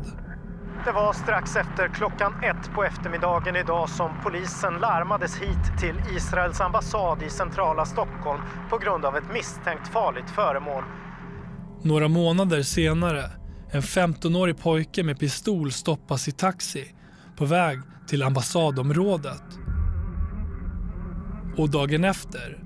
Polisen ökar nu säkerheten kring judiska och israeliska objekt. Detta efter att det under natten skett en misstänkt skottlossning i närheten av Israels ambassad på Östermalm. Händelserna drar igång spekulationer.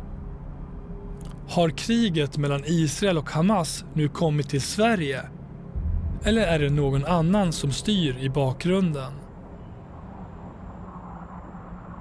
I början av sommaren är det dags igen.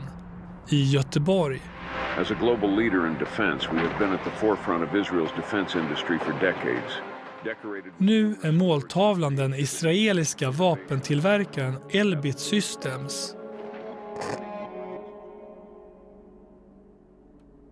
Företagets kontor ligger på en anonym adress. Och tidigt på morgonen den 3 juni syns 2 personer cirkulera utanför.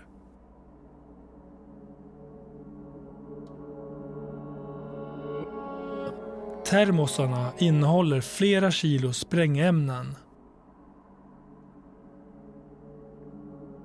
En vecka tidigare har företagets vd fått en varning.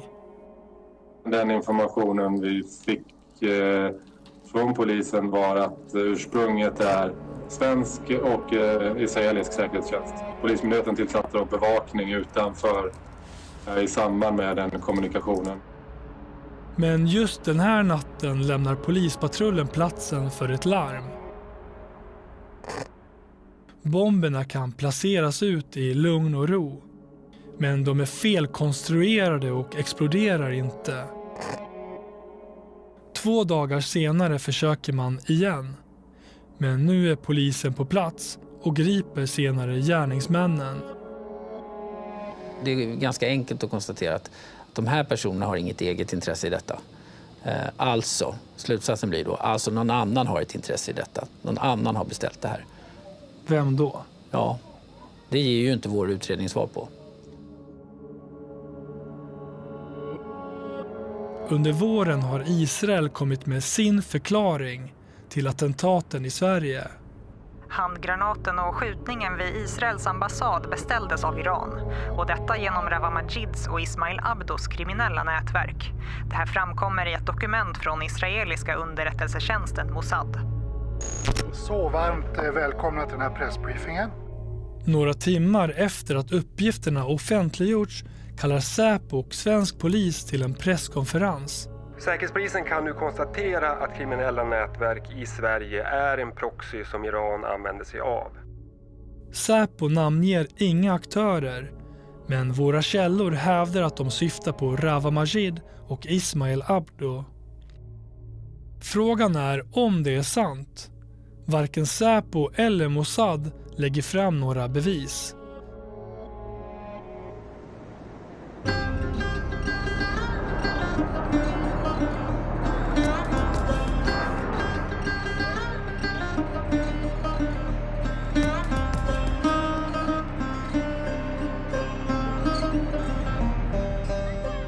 Efter terrordåden den 7 oktober 2023 är läget här mer spänt än på många år.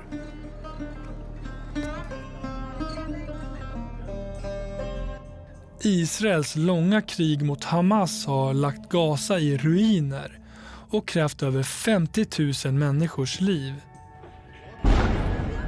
Samtidigt fortsätter de gamla fienderna Israel och Iran att göra allt för att skada varandra. The Iranian tactic or doctrine is we will use whatever is available to us in every part of the world to follow and to achieve our goals. If they can pick up a Swedish citizen on missions, sabotage, terrorist, assassination missions, they will do it. How credible are these accusations? If the Mossad is naming someone, although I've been writing critical articles about other aspects of the Mossad operations, I think when it comes to pointing out terrorists or potential terrorists, I would say the information is pretty accurate. Det senaste året har samma mönster avslöjats i andra delar av världen. For decades, the Iranian regime has been carrying out targeted attacks against critics of the regime living abroad. Kriminella i Tyskland, Nederländerna och USA anklagas för att jobba åt Iran med uppdrag att skada regimens fiender.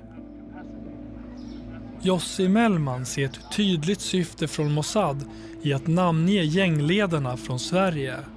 They send a message to the criminals. It's a warning and a message. We know everything about you. You don't want to fuck with us. Vi försöker nå Rawa Majid och Ismail Abdo. Men det är svårare än någonsin att få reda på något inifrån gängen. Tills detta händer. Breaking news from the Middle East. Pages exploding. There have been chaotic scenes across Lebanon overnight after their personal wireless devices exploded. Bomberna i personsökarna visar vad Mossad är kapabla att göra med fiender till staten Israel. Det sprider rädsla och plötsligt vill flera kriminella prata. Vi får kontakt med källor på båda sidor i konflikten. De hävdar att Rawa Majid släpptes från iranskt fängelse först efter att han gått med på att genom sitt nätverk utföra attentat mot den iranska regimens fiender. Han får skydd av Iran i utbyte och har inget att förlora, för han har ingen annanstans att ta vägen. Eftersom källorna inte vill bli inspelade återger vi vad de berättat genom andra röster. Vi får också kontakt med nyckelpersoner i Ismail Abdos nätverk. Vi har blivit erbjudna jobb av Iran i utbyte mot att de ska döda räven. Synagogor och ambassader ska sprängas eller skjutas och diplomater dödas eller kidnappas.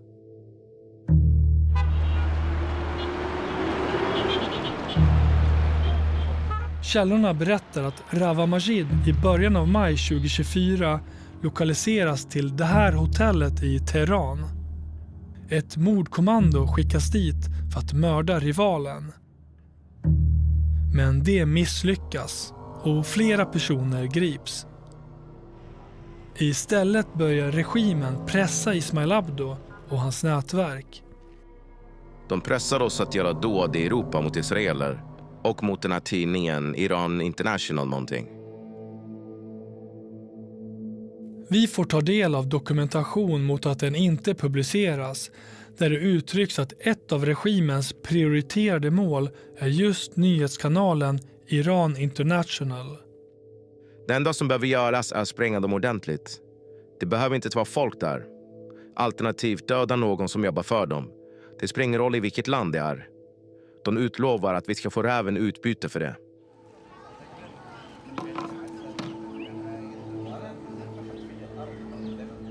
We are trying our best to be the real voice of the people. So that's why the regime is so upset with Iran International. You know, we have millions of audience and a considerable number of people inside Iran. هر کدومتون که یک روز هم کار رسانه‌ای علیه این نظام کرده باشین همتون خواهین خورد. That's why they were trying to silence me. But obviously they haven't been successful. Iran International har närvaro även i Sverige, men huvudkontoret ligger i London. Och det är inte första gången som kriminella får i uppdrag att ge sig på kanalens frontpersoner.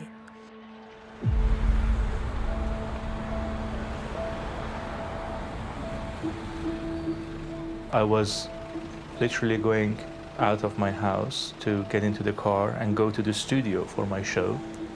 I saw another guy walking towards my car as well. The guy pretended to be asking for money and he started saying, "Brother, can I have £3 change?" Det är i mars 2024 som Pouria håller på att låsa upp bilen utanför sitt hem i Wimbledon i London, när ytterligare en man springer fram och tar ett hårt grepp om överkroppen så de kan gå till attack. He started stabbing me in my right thigh and they quickly ran away. I was thinking it's a robbery because that happens a lot in London as well, but I just noticed straight away that my wallet is with me, my mobile phones are with me, my laptop is with me. And at that moment it clicked that it's something related to my job. 2 rumänska torpeder grips. Den iranska regimen har förnekat inblandning i attacken. Men nu säger alltså svenska gängkriminella att de fått uppdrag mot samma mål. The fact that they have approached Swedish criminal gangs as well is not surprising because they try their best to approach whoever can finish the job. Pouria Zerati fortsätter sända sitt program, nu med skydd från Israel i Tel Aviv. Men det finns fler planer på attentat i Sverige.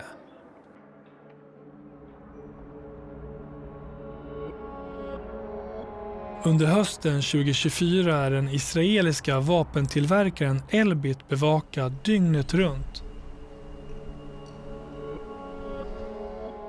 Ändå kommer en 13-årig pojke i taxi med ett uppdrag.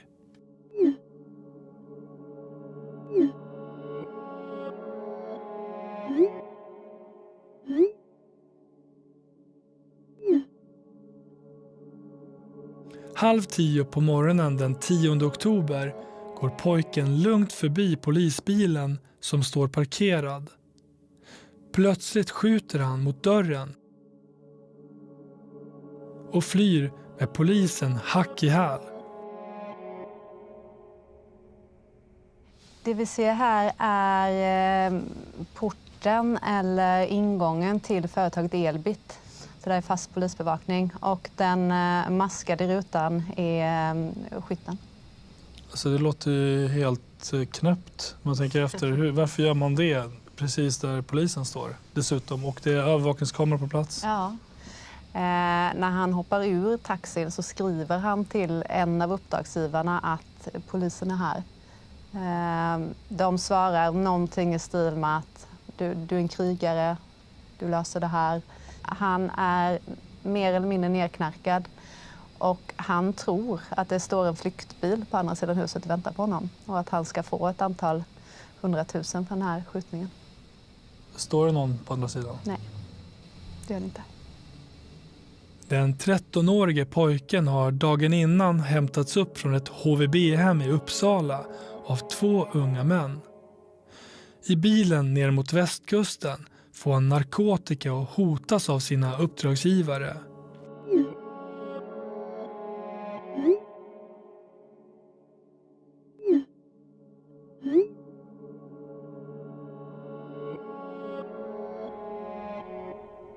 Och där är alltså den 13-åriga skytten. Ja.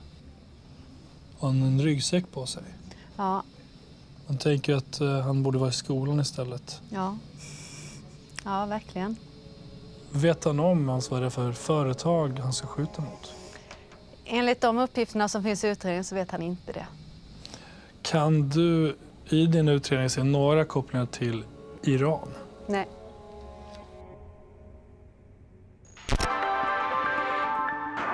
Tre unge svenskere er anholdt efter eksplosioner i nat i nærheden af Israels ambassade. I Danmark häktas 16-åringen från Stockholm för attentatet mot Israels ambassad. 2 unge svenskere på 16 og 19 år blev i går varetægtsfængslet i 27 dage. Då upptäcker svensk polis kopplingen till skjutningen mot Israels ambassad i Stockholm. Men också mordet i Hallstahammar.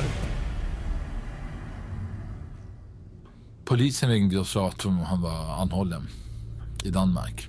Och sen såg man på nyheterna 2 pojkar som var klädda i vita dräkter. Och då kan man ju se att en pojke är smalare och en är lite större. Och så ser man ett rörelsemönster och så sätter man ihop det och så tänker man, tänk, är det där min son? Det är helt absurt. Det är ju... Och så kan man ju tänka sig, varför har han gjort det här? Är det för pengar? Är han tvingad? Sonen växer upp i ett villaområde i södra Stockholm tills föräldrarna separerar. Han läser till kock på gymnasiet och jobbar extra på restaurang. Det är jag, det är min son och så är det en kompis. Här är han inte typisk som han är. Ja, han är 15. Vi har en liten happening hemma med vänner. Och han är självklart med. Han tycker det är kul. Det är vänner och bekanta.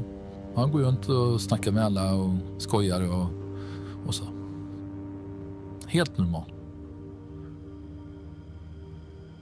Låter helt normalt. Skrattar helt normalt.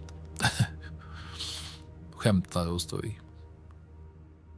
Det enda tidigare brott vi hittar kopplat till sonen är ringa stöld ihop med en flickvän. Jag skojade lite med honom faktiskt och sa det att men du ska snatta, varför ska du snatta en kajalpenna? Använder du den? Alltså förstår du, man skojar nästan lite om det att säga så att varför snattade du smink? Typ så. 1 år senare så blir han då anklagad för mord, sprängning, skjutning. Overkligt.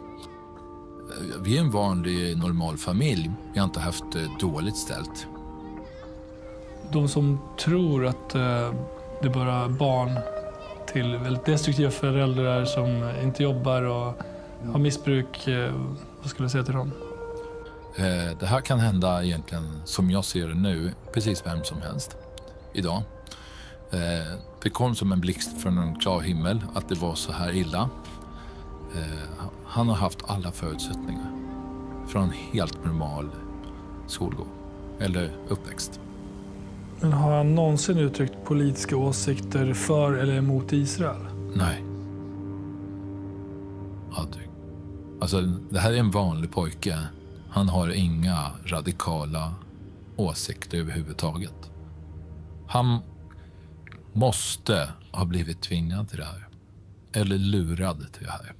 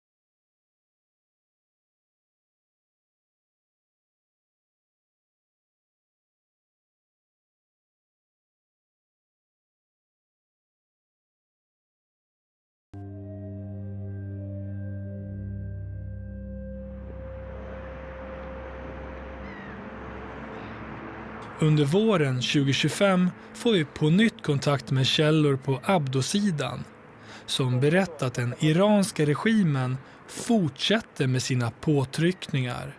Nu finns det jobb i Tyskland, i Belgien, det finns i Storbritannien, det finns överallt. De använder oss som en politisk bricka. Det visar hur smutsigt spel det är. I norra Sverige är han under polisens beskydd.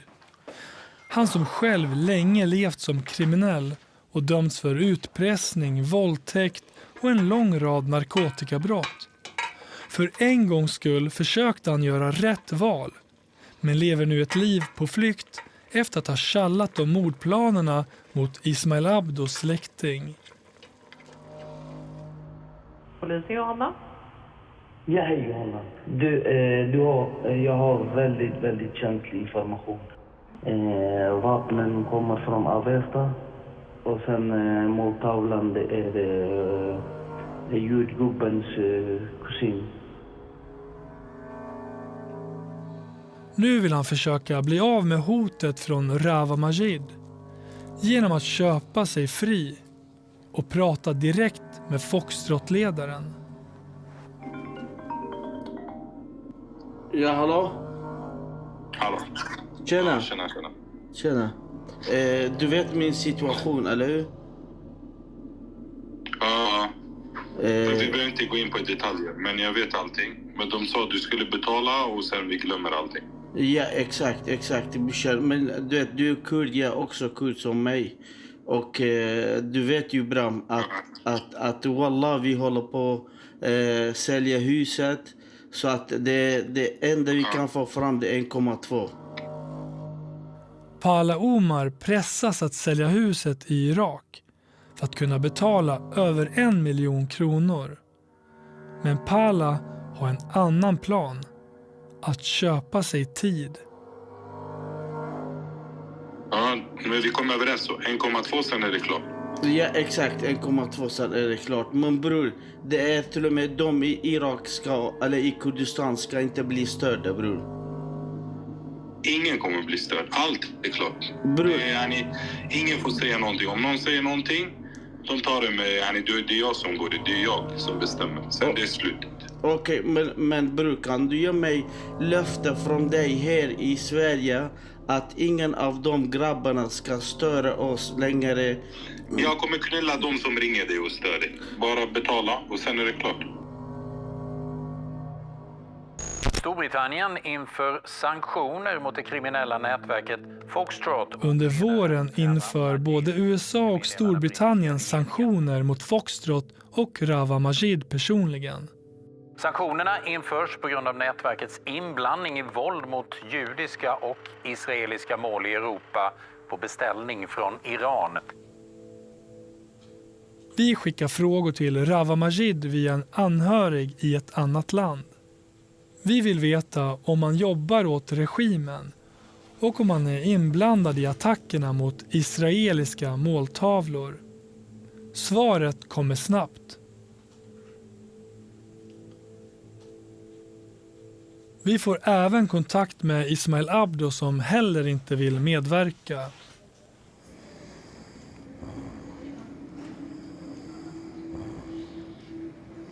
Pala Omar betalar aldrig. Hans kontakt med Rawa Majid gör att han blir av med sitt polisbeskydd. Ladies and gentlemen, at the moment we are boarding boardgroup 1, 2, 3 and 4. Welcome on board. Sista gången vi ser honom är på Arlanda.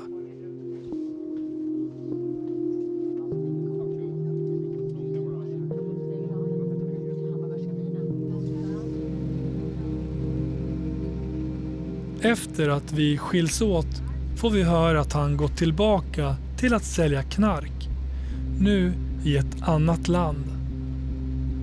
Det här är ett gift i vårt samhälle som vi måste ta bort. Vi genomför nu en nationell offensiv mot gängkriminaliteten, mot deras vapen och för att sätta dem i fängelse. Att vi inte har kontroll över våldsvågen är ju alldeles uppenbart. Det är ju helt uppenbart. Hade vi haft det hade vi inte stått här just nu.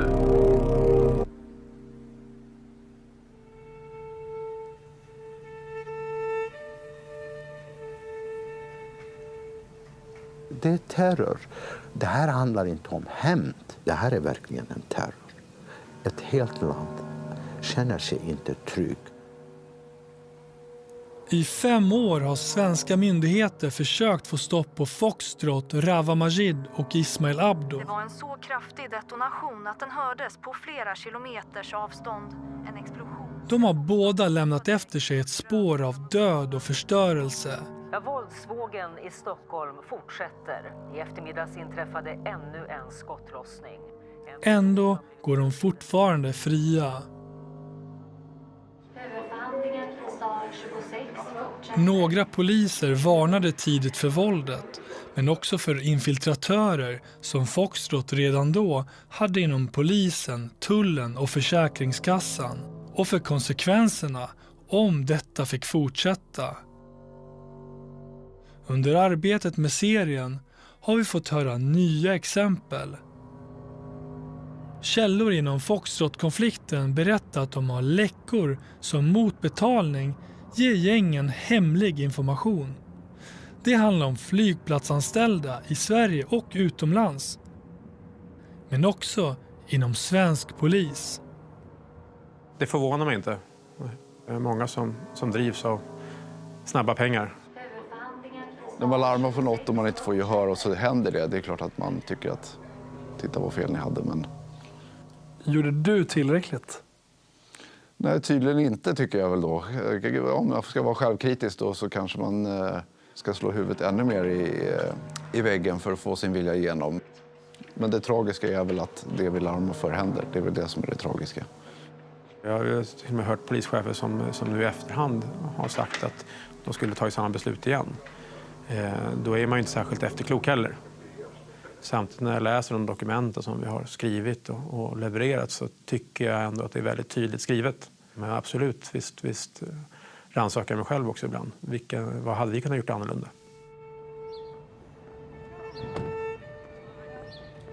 I Uppsala försöker Ismail Abdos anhöriga att gå vidare. Men familjen kanske aldrig blir fri från kriget mellan dem som en gång i tiden kallade varandra bröder.